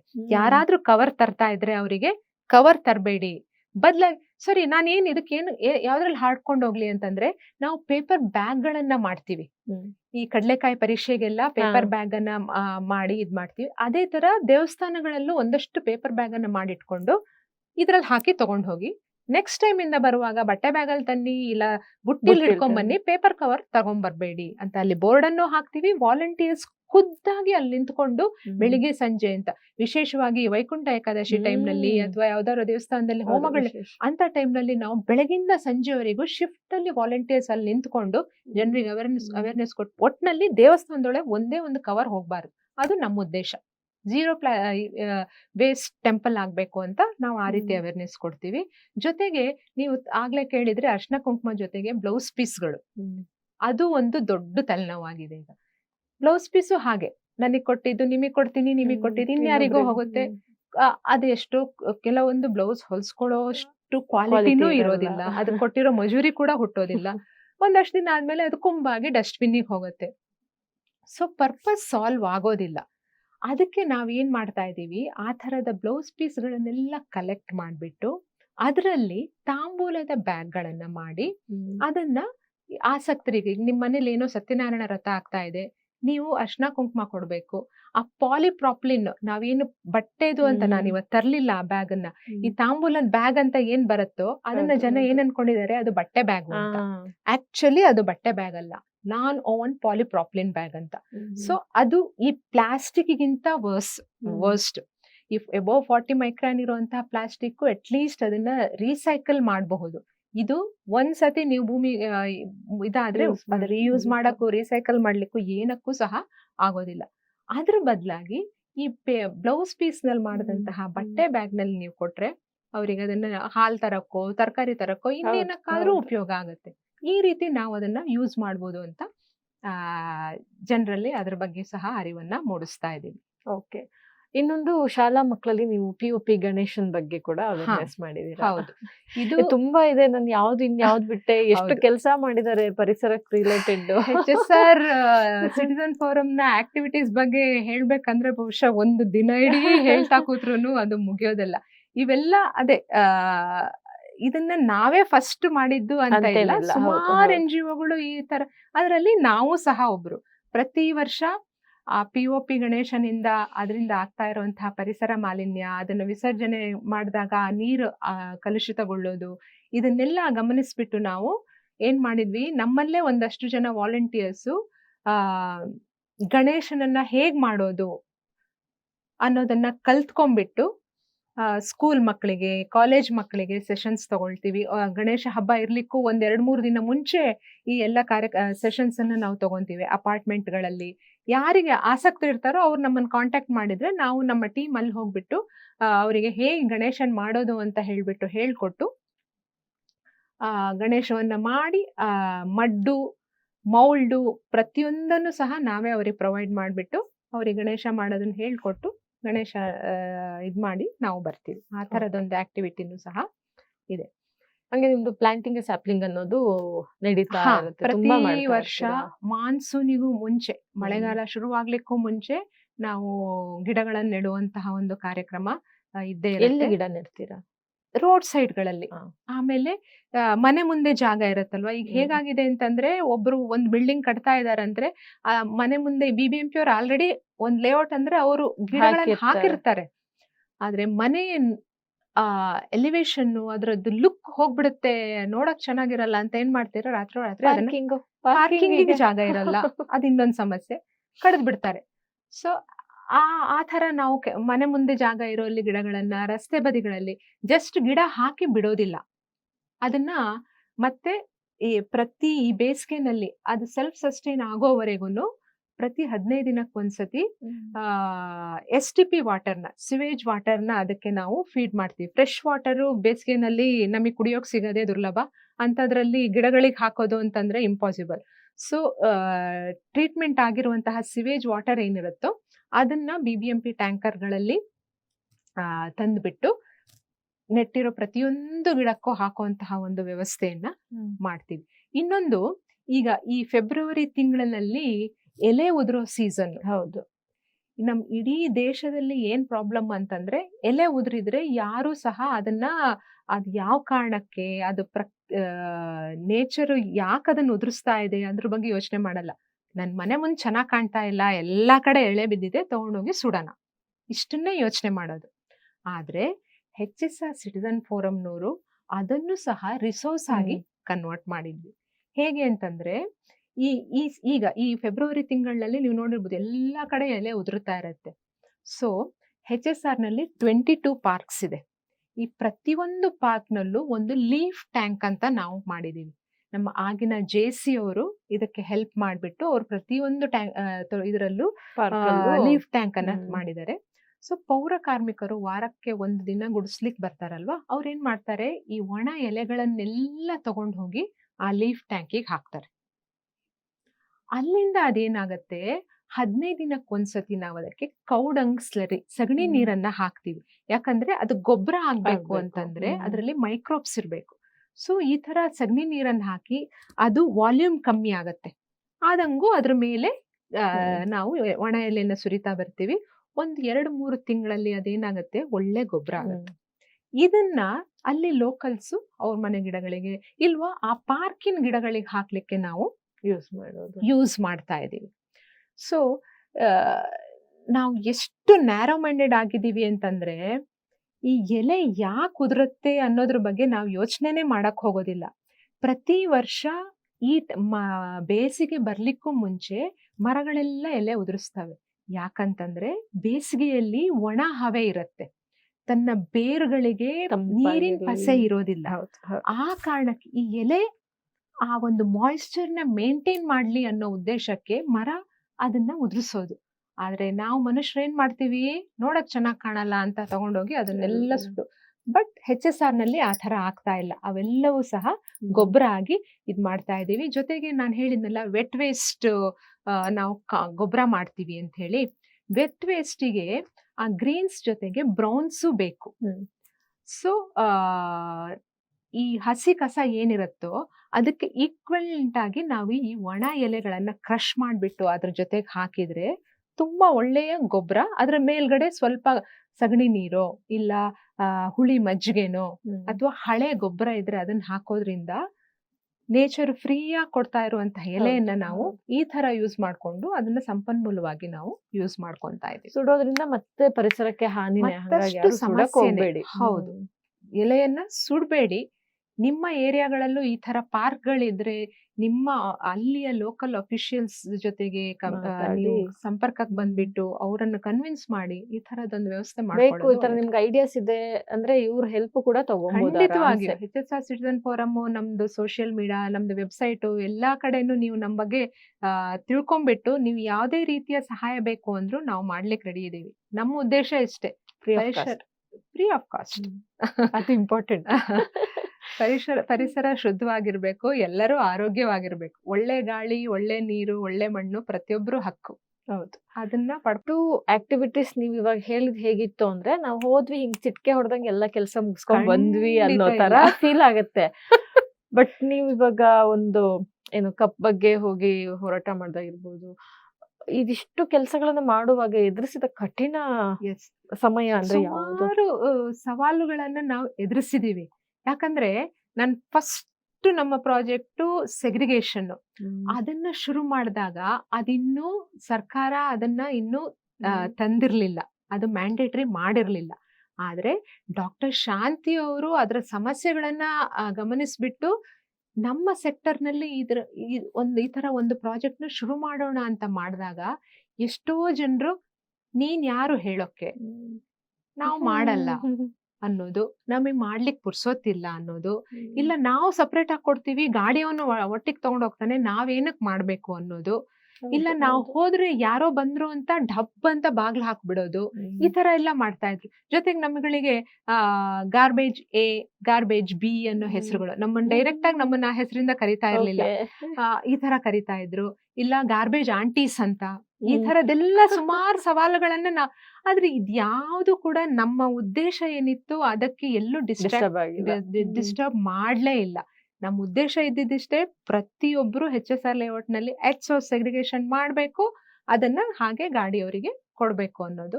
ಸೊ ಈ ತರ ಸವಾಲುಗಳನ್ನ ನಾವು ತುಂಬಾನೇ ಎದುರಿಸಿದೀವಿ. ಡಿಚ್ ಪೇಪರ್ ಕಪ್ಪಿಗೆ ಹೋದಾಗ್ಲೂ ಅಷ್ಟೇ, ನಮ್ಮ ಎದುರುಗಡೆ ಓ ಹೌದು ಮೇಡಮ್ ಮಾಡ್ತೀವಿ ಅಂತ ಒಪ್ಕೊಳ್ಳೋರು. ಅದೇ ನಾವ್ ಹೇಗ್ ಮಾಡ್ತೀವಿ ಅಂತಂದ್ರೆ, ಫಾಲೋ ಯಾವುದೇ ಒಂದು ಕೆಲಸ ಆದ್ರೂ ಫಾಲೋ ಮಾಡೋದು ತುಂಬಾನೇ ಇಂಪಾರ್ಟೆಂಟ್ ಆಗುತ್ತೆ. ನಾವೀಗ ಹೋಗಿ ಕಿಟ್ ಕೊಟ್ಟು ಬಂದ್ಬಿಡ್ಬೋದು, ನೆಕ್ಸ್ಟ್ ಅವ್ರು ಏನ್ ಮಾಡ್ತಿದಾರೆ ಇಲ್ಲ ಅನ್ನೋ ಅದಕ್ಕೆ ನಾವೇನ್ ಮಾಡ್ತೀವಿ, ಈಗ ನಿಮ್ ಮನೆ ಹತ್ರ ಒಂದ್ 8-10 ಸ್ಟಾಲ್ ಪೆಟಿ ಶಾಪ್ಸ್ ಇದೆ ಅಂತ ಅನ್ಕೊಳ್ಳಿ. ನೀವು ಓಡಾಡುವಾಗ ಅವ್ರು ಗ್ಲಾಸ್ ನಲ್ಲಿ ಕೊಡ್ತಾ ಇದಾರ, ಪೇಪರ್ ಕಪ್ ನಲ್ಲಿ ಕೊಡ್ತಾ ಇದಾರೆ, ಒಂದು ಕಣ್ಣು ಅವ್ರ ಮೇಲೆ ಇಡಿ ಅಂತ ನಾವು ಹೇಳಿರ್ತೀವಿ. ಸೊ ನಮ್ HSR ನಲ್ಲಿ ವಾಲಂಟಿಯರ್ಸ್ ಆ ಕೆಲಸ ಮಾಡ್ತಾರೆ. ಯಾರಾದ್ರೂ ಸ್ಟೀಲ್ ಲೋಟ, ಗ್ಲಾಸ್ ಲೋಟ ಬಿಟ್ಟು ಪೇಪರ್ ಕಪ್ ಅಲ್ಲಿ ಕೊಡ್ತಿದ್ರೆ ಆ ಫೋಟೋ ತೆಕ್ಕೊಂಡ್ಬಿಟ್ಟು ನಮ್ಮ ಹೆಲ್ತ್ ಇನ್ಸ್ಪೆಕ್ಟರ್ಸ್ಗೆ, ಸೂಪರ್ವೈಸರ್ಸ್ಗೆ, ಮಾರ್ಷಲ್ಸ್ಗೆ ಕಳಿಸ್ತಾರೆ. ಸೊ ಅವ್ರು ಏನ್ ಮಾಡ್ತಾರೆ, ನೆಕ್ಸ್ಟ್ ಡೇ ಬಂದು ಫೈನ್ ಹಾಕ್ತಾರೆ. ಸೊ ಯಾರು ನಮ್ಮ ಎದುರಿಗೆ ಮಾಡ್ತೀವಿ ಅಂತ ಹೇಳ್ತಾರೆ, ನೆಕ್ಸ್ಟ್ ಡೇ ಅದನ್ನ ಮಾಡೋದಿಲ್ಲ, ಆ ತರ ಆದಾಗ ನಾವ್ ಏನ್ ಮಾಡ್ತೀವಿ, ಇವ್ರ ಜೊತೆಗೆ ಹೋಗ್ಬಿಟ್ಟು ಅವರಿಗೆ ಫೈನ್ ಹಾಕುವಂತ ಕೆಲಸವನ್ನ ಮಾಡ್ತೀವಿ. ಇದೇ ರೀತಿ ಸಿಂಗಲ್ ಯೂಸ್ ಪ್ಲಾಸ್ಟಿಕ್, ಇದ್ರ ಬಗ್ಗೆನೂ ನಾನು ಹೇಳಲೇಬೇಕು. Single use plastic first ban ಆಗಿದ್ದು HSR ಲೇಔಟ್ ಅಲ್ಲಿ. ಗವರ್ಮೆಂಟ್ ನಿಂದ ಆರ್ಡರ್ ಬರ್ಲಿಕ್ಕೂ ಮುಂಚೆ ವಾಲಂಟ್ರಿ ಆಗಿ ನಮ್ಮ ಸಿಟಿಜನ್ ಫೋರಮ್ HSR ಲೇಔಟ್ ಅಲ್ಲಿ ಸಿಂಗಲ್ ಯೂಸ್ ಪ್ಲಾಸ್ಟಿಕ್ ಅನ್ನ ಬ್ಯಾನ್ ಮಾಡಿದೆ. ಅದಾದ್ಮೇಲೆ 2016 ಅನ್ಸತ್ತೆ, ಆಗ ಸರ್ಕಾರದಿಂದನೂ ಕೂಡ ಇಡೀ ರಾಜ್ಯದಲ್ಲಿ ಸಿಂಗಲ್ ಯೂಸ್ ಪ್ಲಾಸ್ಟಿಕ್ ಅನ್ನ ಯೂಸ್ ಮಾಡೋ ಹಾಗಿಲ್ಲ ಅನ್ನೋ ಆರ್ಡರ್ ಅನ್ನ ಪಾಸ್ ಮಾಡತ್ತೆ. ಪ್ಲಾಸ್ಟಿಕ್ ಯೂಸ್ ಮಾಡಬೇಡಿ ಅಂತ ಅನ್ಕೊಳ್ಳೆ ಜನರು ಅನ್ಕೊಳ್ಳೋದು, ನಾವು ಯೂಸ್ ಮಾಡೋ ಬಕೆಟ್ ಪ್ಲಾಸ್ಟಿಕ್, ಮಗ್ಗು ಪ್ಲಾಸ್ಟಿಕ್, ಅಡುಗೆ ಮನೇಲಿ ಹಿಟ್ಟು ಹಾಕಿಡೋ ಡಬ್ಬ ಇಲ್ಲ. ನಾವು ಹೇಳೋದು, ಒಂದು ಸಾರಿ ಬಳಸಿ ಎಸೆಯುವಂತಹ ಪ್ಲಾಸ್ಟಿಕ್ಗಳೇನಿದೆ ಅದನ್ನ ಯೂಸ್ ಮಾಡಬೇಡಿ ಅಂತ. ಉದಾಹರಣೆಗೆ ನೀವೀಗ ತರಕಾರಿ, ಹಣ್ಣು ಇವುಗಳನ್ನ ತಗೊಂಡ್ಬರ್ತಿರಲ್ಲ ಕ್ಯಾರಿ ಬ್ಯಾಗು, ಅದು ಸಿಂಗಲ್ ಯೂಸ್ ಪ್ಲಾಸ್ಟಿಕ್. ಜೊತೆಗೆ ಪಾನಿಪುರಿ, ಮಸಾಲೆ ಪುರಿ ಎಲ್ಲ ತಿನ್ಲಿಕ್ಕೆ ಕೊಡ್ತಾನಲ್ವಾ, ಬೌಲು, ತಟ್ಟೆ, ಸ್ಪೂನು ಇವೆಲ್ಲ. ಆಮೇಲೆ ಎಳ್ನೀರು ಕುಡಿಯೋ ಸ್ಟ್ರಾ ಇರ್ಬೋದು, ಜ್ಯೂಸ್ ಕುಡಿಯೋ ಸ್ಟ್ರಾಗಳಿರ್ಬೋದು, 1 ನಿಮಿಷ 2 ನಿಮಿಷ ಯೂಸ್ ಮಾಡಿ ಎಸಿತೀವಿ. ಆದ್ರೆ ಅದು ಭೂಮಿ ಮೇಲೆ 100 ವರ್ಷಗಳಾದ್ರು, ಈಗ ನಮ್ಮ ಮಕ್ಕಳು, ಮೊಮ್ಮಕ್ಕಳು, ಮರಿಮಕ್ಕಳು ಹೋದ್ರು ಆ ಪ್ಲಾಸ್ಟಿಕ್ಗಳು ಹಾಗೇ ಇರ್ತಾವಲ್ಲಿ. ಈ ತರದ ಪ್ಲಾಸ್ಟಿಕ್ ಅನ್ನ ದಯವಿಟ್ಟು ಯೂಸ್ ಮಾಡಬೇಡಿ. ಇವಾಗ ಸ್ಟ್ರಾ ನಲ್ಲಿ ಪೇಪರ್ ಸ್ಟ್ರಾ ತರ ಬಂದಿದೆ, ಪೇಪರ್ ಸ್ಟ್ರಾ ಈಗ ಪೇಪರ್ ಕಪ್ ತರನ ಅಥವಾ ಇಲ್ಲ, ಅದು ಆಕ್ಚುಲಿ ನಾವೇನ್ ಹೇಳ್ತೀವಿ ಅಂದ್ರೆ ಡೈರೆಕ್ಟ್ ಆಗಿ ಕುಡೀರಿ. ಇಲ್ಲ ಅಂತಂದ್ರೆ ನಿಮ್ ಬ್ಯಾಗ್ ಒಂದು ಸ್ಟ್ರಾ ಇಟ್ಕೊಳ್ಳಿ, ಲೋಟ ಇಟ್ಕೊಳ್ಳಿ. ನಾವು ಎಲ್ಲೇ ಹೋದ್ರು ನಮ್ ಕಿಟ್ ಒಂದ್ ರೆಡಿ ಇರತ್ತೆ, ಹೋಗುವಾಗೆಲ್ಲ ಅದನ್ನ ಜೊತೆಲಿ ಇಟ್ಕೊಂಡೇ ಓಡಾಡ್ತೀವಿ. ಪ್ರತಿಯೊಬ್ರು ಆ ಮನಸ್ಥಿತಿಗೆ ಬರ್ಬೇಕು. ನಮ್ ಹಿಂದಿನವರೆಲ್ಲ ಅಂಗಡಿಗೆ ಹೋಗುವಾಗ ಜೊತೆಲಿ ಒಂದು ಕೈ ಚೀಲ ಇಟ್ಕೊಂಡು ಹೋಗೋದು. ನಮಗೀಗ ಹೇಗಾಗಿದೆ ಅಂತಂದ್ರೆ, ಹೊರಗಡೆ ಆಫೀಸಿಂದ ಇದರಿಂದ ಮನೆಗೆ ಬರುವಾಗ ರೋಡ್ ಸೈಡ್ ಅಲ್ಲಿ ಏನೋ ಕಾಣತ್ತೆ, ಕವರಲ್ಲಿ ಇಟ್ಕೊಳ್ತೀವಿ. ಇಲ್ಲ, ಏನೋ ತರಬೇಕು ಖಂಡಿತ, ಆದ್ರೆ ನಿಮ್ ಕಾರಲ್ಲಿ, ಬೈಕಲ್ಲಿ 1-2 ಬಟ್ಟೆ ಬ್ಯಾಗ್ಗಳನ್ನ ಇಟ್ಕೊಳ್ಳಿ, ಅದರಿಂದ ತನ್ನಿ. ಸೊ ಸಿಂಗಲ್ ಯೂಸ್ ಪ್ಲಾಸ್ಟಿಕ್ ಅನ್ನ ಬಳಕೆ ಮಾಡೋದು ಆದಷ್ಟು ಕಮ್ಮಿ ಮಾಡಿ ಅನ್ನೋದು ಇದು ಸಹ HSR ಸಿಟಿಜನ್ ಫೋರಂ ನ ಒಂದು ಇನಿಷಿಯೇಟಿವ್. ಓಕೆ, ಇವಾಗ ಸಾಕಷ್ಟು ಜನರಿಗೆ ನಾನು ಈ ತರ ಏನಾದ್ರು ಸೋಷಿಯಲ್ ಆಕ್ಟಿವಿಟೀಸ್ ಮಾಡ್ಬೇಕು ಅನ್ನೋದು ಆಸಕ್ತಿ ಇರುತ್ತೆ. ಸೊ ಇವಾಗ ನಿಮ್ಮ ಫೋರಮ್ಮೆ ಅಥವಾ ಅವರ ಏರಿಯಾದಲ್ಲಿ ಅವ್ರು ಸ್ಟಾರ್ಟ್ ಮಾಡಬೇಕು ಅಂದ್ರೆ ಯಾವ ರೀತಿಯಲ್ಲಿ ಮಾಡಬಹುದು? ಖಂಡಿತ, ಈಗ ಬೇರೆ ಏರಿಯಾದಲ್ಲಿ ಇದೇ ತರ ಆಕ್ಟಿವಿಟೀಸ್ ಮಾಡ್ಬೇಕು ಅನ್ನೋ ಆಸಕ್ತಿ ಇರೋರು ಫಸ್ಟ್ ಬಂದು ಅವರು ನಾವು ನಡೆಸ್ತಾ ಇರುವಂತಹ ಆಕ್ಟಿವಿಟೀಸ್ ನಲ್ಲಿ 1-2 ಸಾರಿ ಪಾರ್ಟಿಸಿಪೇಟ್ ಮಾಡಿದ್ರೆ ಪ್ರಾಕ್ಟಿಕಲ್ ನಾಲೆಡ್ಜ್ ಅನ್ನ ಅವರು ತಗೊಬಹುದು. ಜೊತೆಗೆ ನಮ್ಮ ಸೋಷಿಯಲ್ ಮೀಡಿಯಾದಲ್ಲಿ, HSR ಸಿಟಿಜನ್ ಫೋರಂ ವೆಬ್ಸೈಟ್ ಅಲ್ಲಿ ಎಲ್ಲದರಲ್ಲೂ ನಮ್ಮ ಬಗ್ಗೆ ಮಾಹಿತಿ ಇದೆ, ಅದನ್ನ ಅವರು ಉಪಯೋಗಿಸ್ಕೊಂಡು ಇದ್ ಮಾಡ್ಬೋದು. ಇನ್ನೊಂದು ಮುಖ್ಯವಾಗಿ, ಅವ್ರೀಗ ಉದಾಹರಣೆಗೆ ಅವ್ರ ಏರಿಯಾದಲ್ಲಿ ಪ್ಲಾಸ್ಟಿಕ್ ಸರ್ಕಾರ ಬ್ಯಾನ್ ಮಾಡಿದೆ, ಆದ್ರೂ ಅಲ್ಲಿ ಅಂಗಡಿಯವರು ಕೊಡ್ತಾ ಇದ್ದಾರೆ ಅಂತ ಏನಾದ್ರೂ ಇದ್ರೆ ಅವರ ಏರಿಯಾದ BBMP office, BBMP officials, engineer ಯಾರಿದ್ದಾರೆ, ಹೆಲ್ತ್ ಇನ್ಸ್ಪೆಕ್ಟರ್ ಯಾರಿದ್ದಾರೆ, ಅವ್ರ ಏರಿಯಾದ ಸೂಪರ್ವೈಸರ್ಸ್ ಯಾರು, ಇವ್ರ ಜೊತೆಗೆ ಒಂದು ಕನೆಕ್ಷನ್ ಅನ್ನು ಇಟ್ಕೊಂಡ್ಬಿಟ್ಟು ಇವ್ರ ಜೊತೆ ಒಂದು ಒಳ್ಳೆ ಸಂಬಂಧವನ್ನು ಬೆಳೆಸ್ಕೊಂಡು ಇವರು ಅಂಗಡಿಗಳಿಗೆ ಅವೇರ್ನೆಸ್ ಕೊಡ್ಲಿಕ್ಕೆ ಹೋಗುವಾಗ ಅವರನ್ನು ಅವ್ರ ಜೊತೆ ಕರ್ಕೊಂಡು ಹೋದ್ರೆ it will be more effective.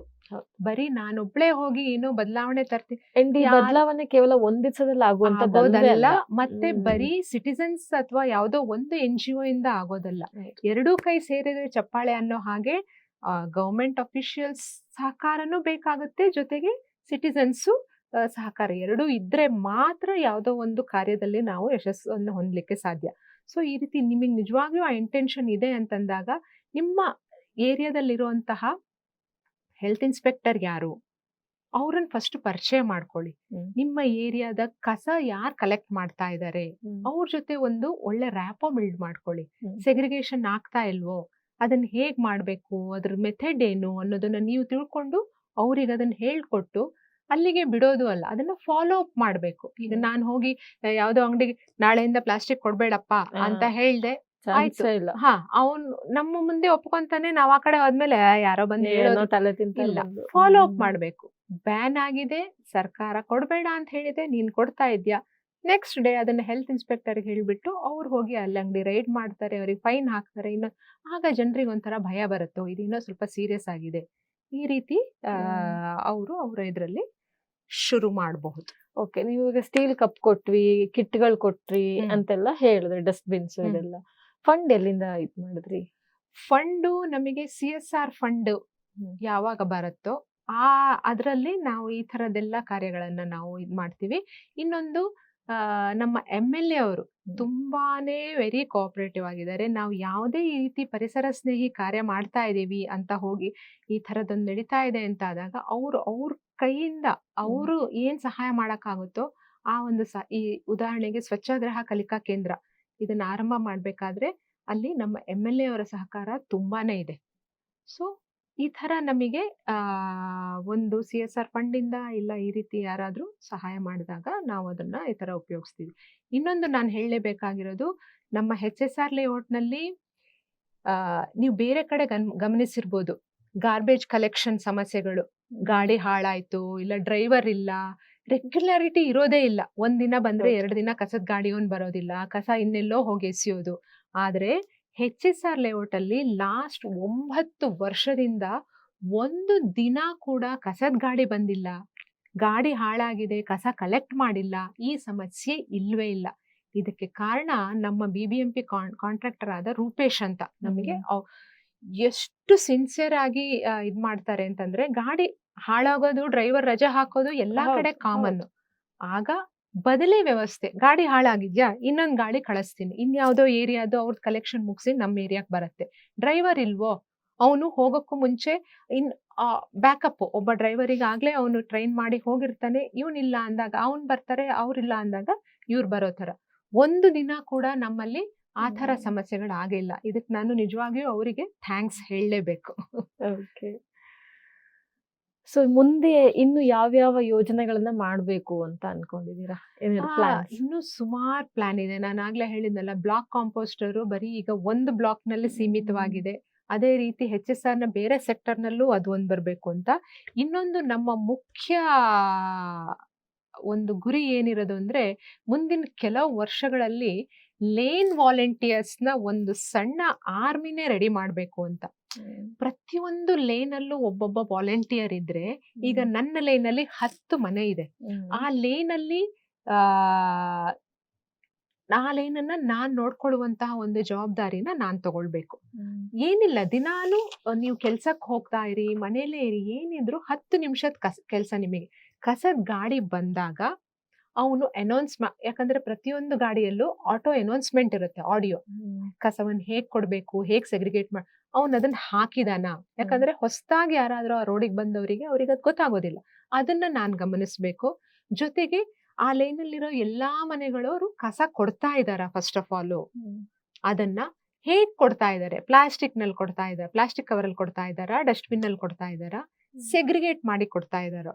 ಒಂದ್ ವೇಳೆ ಇದು ಯಾವ್ದು ಆಗ್ತಾ ಇಲ್ಲ ಅಂದ್ರೆ ಅದು ಯಾವ ಮನೆ, ಇದಿಷ್ಟು ನೋಡ್ಬಿಟ್ಟು ಹೆಲ್ತ್ ಇನ್ಸ್ಪೆಕ್ಟರ್ ಅಥವಾ ಸೂಪರ್ವೈಸರ್ಸ್ಗೆ ಆ ಮನೆ ನಂಬರ್ ಕೊಡೋದು, ಇಷ್ಟು ಕೆಲಸವನ್ನ ಮಾಡ್ಲೋದು ಲೇನ್ ವಾಲಂಟಿಯರ್ನ ಜವಾಬ್ದಾರಿ. ಈ ತರ ಆಗ್ಬಿಟ್ರೆ ನಾವ್ ಈಗಾಗ್ಲೇ ಏನು 90% ಸೆಗ್ರಿಗೇಷನ್ ಸಕ್ಸಸ್ ಹೊಂದಿದೀವೋ ಇದು 100% ಹೋಗೋದ್ರಲ್ಲಿ ಯಾವ ಡೌಟು ಇಲ್ಲ. ಯಾಕಂದ್ರೆ ಪ್ರತಿಯೊಂದು ಲೈನಲ್ಲೂ ಒಬ್ಬೊಬ್ರು ಇದಾರೆ ನೋಡ್ಕೊಳಕ್ಕೆ. ಯಾವಾಗ ಆಗಿಲ್ಲೂ ಅವ್ರು ತಿಳಿಸ್ತಾರೆ, ಅವ್ರಿಗೆ ಬಂದು ಫೈನ್ ಬೀಳತ್ತೆ, ನೆಕ್ಸ್ಟ್ ಡೇ ಅದು ಸರಿ ಆಗತ್ತೆ ಆ ಕೆಲಸ. ಸೊ ಇದು ನಮ್ಮ ಮುಖ್ಯ ಗುರಿ. ನೆಕ್ಸ್ಟ್ ಅದ್ರ ಬಗ್ಗೆ ನಾವು ಈಗಾಗ್ಲೇ ಕೆಲಸ ಶುರು ಮಾಡಿದೀವಿ. ಆಗ್ಲೇ ಸೆಕ್ಟರ್ 1 ಮತ್ತು 7, 6 ಇಲ್ಲೆಲ್ಲ ಲೈನ್ ವಾಲಂಟಿಯರ್ಸ್ ಹುಡುಕ್ಬಿಟ್ಟು ಅವ್ರೀಗ ಅವರ ಕೆಲಸವನ್ನ ಶುರು ಮಾಡ್ಕೊಂಡಿದ್ದಾರೆ. ಸೊ ಇದು ಇಡೀ ಸೆಕ್ಟರ್ ನಲ್ಲಿ ಇದಾಗ್ಬೇಕು ಅನ್ನೋದು ನಮ್ಮ ಸರ್ಕಾರದ ಸಹಕಾರ ಸರಿಯಾಗಿ ಸಿಗ್ತಾ ಇದೆ ಅನ್ಸುತ್ತಾ? ಸಹಕಾರ ಸಿಗ್ತಾ ಇದೆ. ನಾವೇನ್ ಹೇಳ್ತೀವಿ ಅಂತಂದ್ರೆ, ನಾನಾಗ್ಲೇ ಹೇಳ್ದ ಹಾಗೆ 2 ಕೈ ಸೇರಿದ್ರೆ ಚಪ್ಪಾಳೆ. ಬರೀ ನಾವೇನೋ ಮಾಡ್ತೀವಿ, ಅದು ಸರ್ಕಾರ ತನಕ ತಲುಪೋದೇ ಇಲ್ಲ. ಅಥವಾ ಸರ್ಕಾರ ನಮ್ಮ ಜೊತೆ ಕೊಲಾಬರೇಟ್ ಆಗ್ಬೇಕು. ನಾವೇನ್ ಮಾಡ್ತಾ ಇದೀವಿ ಅನ್ನೋ ನಮ್ಮ ಆಕ್ಟಿವಿಟೀಸ್ ತಿಳ್ಕೊಂಡು ನಾವೇನಾದ್ರೂ ಸಲಹೆ ಸೂಚನೆಗಳನ್ನ ಕೊಟ್ರೆ ಅದನ್ನ ಕೇಳ್ಬಿಟ್ಟು ಇದು ಸಮಾಜಕ್ಕೆ ಒಳ್ಳೇದಾಗ್ತಾ ಇದೆ ಅಂದ್ರೆ ಅದನ್ನ ಇಂಪ್ಲಿಮೆಂಟ್ ಮಾಡುವಂತಹ ಒಂದು ಮನಸ್ಥಿತಿ ಸರ್ಕಾರಕ್ಕೆ ಬರಬೇಕು. ಆಮೇಲೆ ಅವಾಗವಾಗ ಆಫೀಸರ್ಸ್ಗಳು, ಅಫಿಷಿಯಲ್ಸ್ ಟ್ರಾನ್ಸ್ಫರ್ ಆಗ್ತಾ ಇರ್ತಾರೆ, ಹೊಸಬ್ರು ಬರ್ತಾ ಇರ್ತಾರೆ. ಆಗೇನಾಗುತ್ತೆ, ನಾವು ಯಾರೋ ಒಬ್ರು ಈಗ ಜಾಯಿಂಟ್ ಕಮಿಷನರು, ಅವ್ರಿಗೆ ನಮ್ಮ ಆಕ್ಟಿವಿಟೀಸ್ ಬಗ್ಗೆ ಎಲ್ಲ ಗೊತ್ತಿರುತ್ತೆ.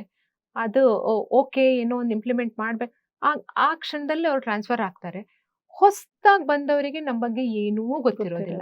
ಅವ್ರ ಜೊತೆ ಒಂದು ರ್ಯಾಪೋ ಬಿಲ್ಡ್ ಮಾಡ್ಕೊಂಡು ಅವ್ರಿಗೆ ನಾವೇನು ಅಂತ ಗೊತ್ತಾಗಿ ಆ ಆಕ್ಟಿವಿಟೀಸ್ ಎಲ್ಲ ಮತ್ತೆ ಮಾಡುವಾಗ ಮತ್ತೊಂದು 5-6 ತಿಂಗಳು ಅಲ್ಲೇ ಹೋಗ್ಬಿಡುತ್ತೆ. ಅದ್ರ ಬದಲು ಈಗ ಯಾರು ಟ್ರಾನ್ಸ್ಫರ್ ಆಗಿ ಹೋಗ್ತಾ ಇದಾರೋ ಅವರು ಹೊಸದಾಗಿ ಬರೋರಿಗೆ ಇದ್ರ ಬಗ್ಗೆ ಒಂದು ಸೂಕ್ಷ್ಮವಾಗಿ ಈ ತರ ಇದೆ, ಇವ್ರು ಈ ತರ ಕೆಲಸಗಳನ್ನ ಮಾಡ್ತಾ ಇದ್ದಾರೆ, ಸೊ ನಾನು ಇಲ್ಲಿವರೆಗೆ ಆ ಪ್ರಾಜೆಕ್ಟ್ ಈ ಹಂತಕ್ಕೆ ಬಂದಿದೆ, ಇದು ನೀವು ಮುಂದುವರಿಸಿ ಅನ್ನೋ ತರ ಅವ್ರಿಗೆ ಕನೆಕ್ಟ್ ಮಾಡಿ ಹೋಗ್ಬಿಟ್ರೆ ನಮಗದು ತುಂಬಾನೇ ಹೆಲ್ಪ್ ಆಗತ್ತೆ ಅಂತ ನಮಗನ್ಸತ್ತೆ.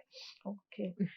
ಸೊ ಅದೇ ಇನ್ನೂ ಸಾಕಷ್ಟು ಕೆಲಸಗಳಿದೆ ಅವ್ರದ್ದು. ಎರೆಹುಳ ಗೊಬ್ಬರ ಇದೆ, ಗೊಬ್ಬರಗಳನ್ನ ಹಂಚೋದಿದೆ, ದೇವ್ರ ಹೂ ಸಪರೇಟ್, ಅದಕ್ಕೆ ಒಂದು ಕಾಂಪೋಸ್ಟಿಂಗ್ ಟೆಂಪಲ್ ಕಾಂಪೋಸ್ಟಿಂಗ್ ಅಂತ ಇದೆ, ಅದು ಇದೆ. ಹೇಗಿದೆ ಅಂತಂದ್ರೆ ಅದ್ರ ಬಗ್ಗೆನೂ ಒಂದು ಹೇಳ್ಬಿಡ್ತೀನಿ ದಯವಿಟ್ಟು. ಯಾಕಂದ್ರೆ ಎಷ್ಟೊಂದಿದೆ ಅಂತಂದ್ರೆ, ಟೆಂಪಲ್ ಅಲ್ಲಿ ಈಗ ದೇವ್ರ ಪೂಜೆ ಮಾಡಿದ್ದು ಹೂ ಇರ್ಬೋದು, ಮಲಿನ ಹೂ ಇರ್ಬೋದು, ಅಥವಾ ಪನಿವಾರ ಕೊಡುವಂತಹ ದೊನ್ನೆಗಳಿರ್ಬೋದು, ಇದನ್ನೆಲ್ಲ ಮುಂಚೆ ಏನ್ ಮಾಡ್ತಾ ಇದ್ರು, ಕಸದ ಗಾಡಿ ಕೊಡ್ತಾ ಇದ್ರು, ಅದು ಮಿಕ್ಸ್ ಆಗಿ ಇದಾಗ್ತಾ ಇತ್ತು. ಸೊ ನಾವೀಗ ಏನ್ ಮಾಡ್ತಾ ಇದೀವಿ, ಪ್ರತಿಯೊಂದು HSR ಸಿಟಿಜನ್ ಫೋರಂ ಇಂದ HSR ಲೇಔಟ್ ನ 4 ದೇವಸ್ಥಾನಗಳಲ್ಲಿ ಟೆಂಪಲ್ ಕಾಂಪೋಸ್ಟರ್ ಗಳನ್ನೇ ಡಿವೈನ್ ಕಾಂಪೋಸ್ಟರ್ ಅಂತ ನಾವು ಅದನ್ನ ಹೇಳ್ತೀವಿ, ಹಾಕಿದೀವಿ. ಅದರಲ್ಲಿ ಅಲ್ಲಿ ಬಂದಿರೋ ಹೂಗಳು, ಪೂಜೆ ಮಾಡಿರೋ ಹೂಗಳು ಏನಿದೆ ಎಲ್ಲ ಅದಕ್ಕೆ ಹೋಗುತ್ತೆ, ಅಲ್ಲಿ ಅದು ಗೊಬ್ಬರ ಆಗತ್ತೆ. ಆ ಗೊಬ್ಬರ 1-1.5-2 ತಿಂಗಳಲ್ಲಿ ಅದು ಗೊಬ್ಬರ ರೆಡಿ ಆದ್ಮೇಲೆ ಅದನ್ನ ಯಾರು ಬೇಕು ಅವರು ತಗೊಂಡು ಹೋಗೋ ತರ ಒಂದು ವ್ಯವಸ್ಥೆಯನ್ನು ಸಹ ನಾವು HSR ಅಲ್ಲಿ ಮಾಡಿದೀವಿ. ಓಕೆ. ಸೊ ನಾನು ಇನ್ನೇನು ಕೇಳಲ್ಲ, ಇನ್ನೂ ಅದೊಂದಿದೆ ಇದೊಂದಿದೆ ಅಂತಾರ ಅವರು. ಸೊ ಯಾರ್ಯಾರು ಆಸಕ್ತರು ಇದೀರಾ, ಖಂಡಿತವಾಗ್ಲೂ HSR ಫೋರಂನ ಕಾಂಟ್ಯಾಕ್ಟ್ ಮಾಡಿ ನಿಮ್ಮ ಏರಿಯಾಗಳಲ್ಲೂ ಈ ಚಟುವಟಿಕೆಗಳನ್ನ ನೀವು ಮಾಡ್ಬೋದು. ಅಂದ್ರೆ ಕೈ ಸೇರಿದ್ರೆ ಚಪ್ಪಾಳೆ ಅಂದ ಹಾಗೆ ಪ್ರತಿಯೊಂದು ಏರಿಯಾದಲ್ಲೂ ಈ ತರ ಒಂದು ಸಂಘಟನೆಗಳು ಕೆಲಸ ನಿರ್ವಹಿಸಿದಾಗ ಮಾತ್ರ ಸ್ವಚ್ಛ ನಗರವನ್ನ, ಸ್ವಚ್ಛ ದೇಶವನ್ನ ನಾವು ಕಾಣ್ಲಿಕ್ಕೆ ಸಾಧ್ಯ. ಸ್ವಚ್ಛ ಭಾರತ್ ಅಭಿಯಾನದಲ್ಲಿ ಇದು ಒಂದು ಸೇರ್ಕೊಳ್ಳಿ. ಸೊ ಸಾಕಷ್ಟು ಮಾಹಿತಿಯನ್ನ ನೀಡಿದೀರಾ ಮೇಡಮ್. ಕಾರ್ಯಕ್ರಮಕ್ಕೆ ಆಗಮಿಸಿದ್ದಕ್ಕಾಗಿ ಧನ್ಯವಾದಗಳು. Thank you so much.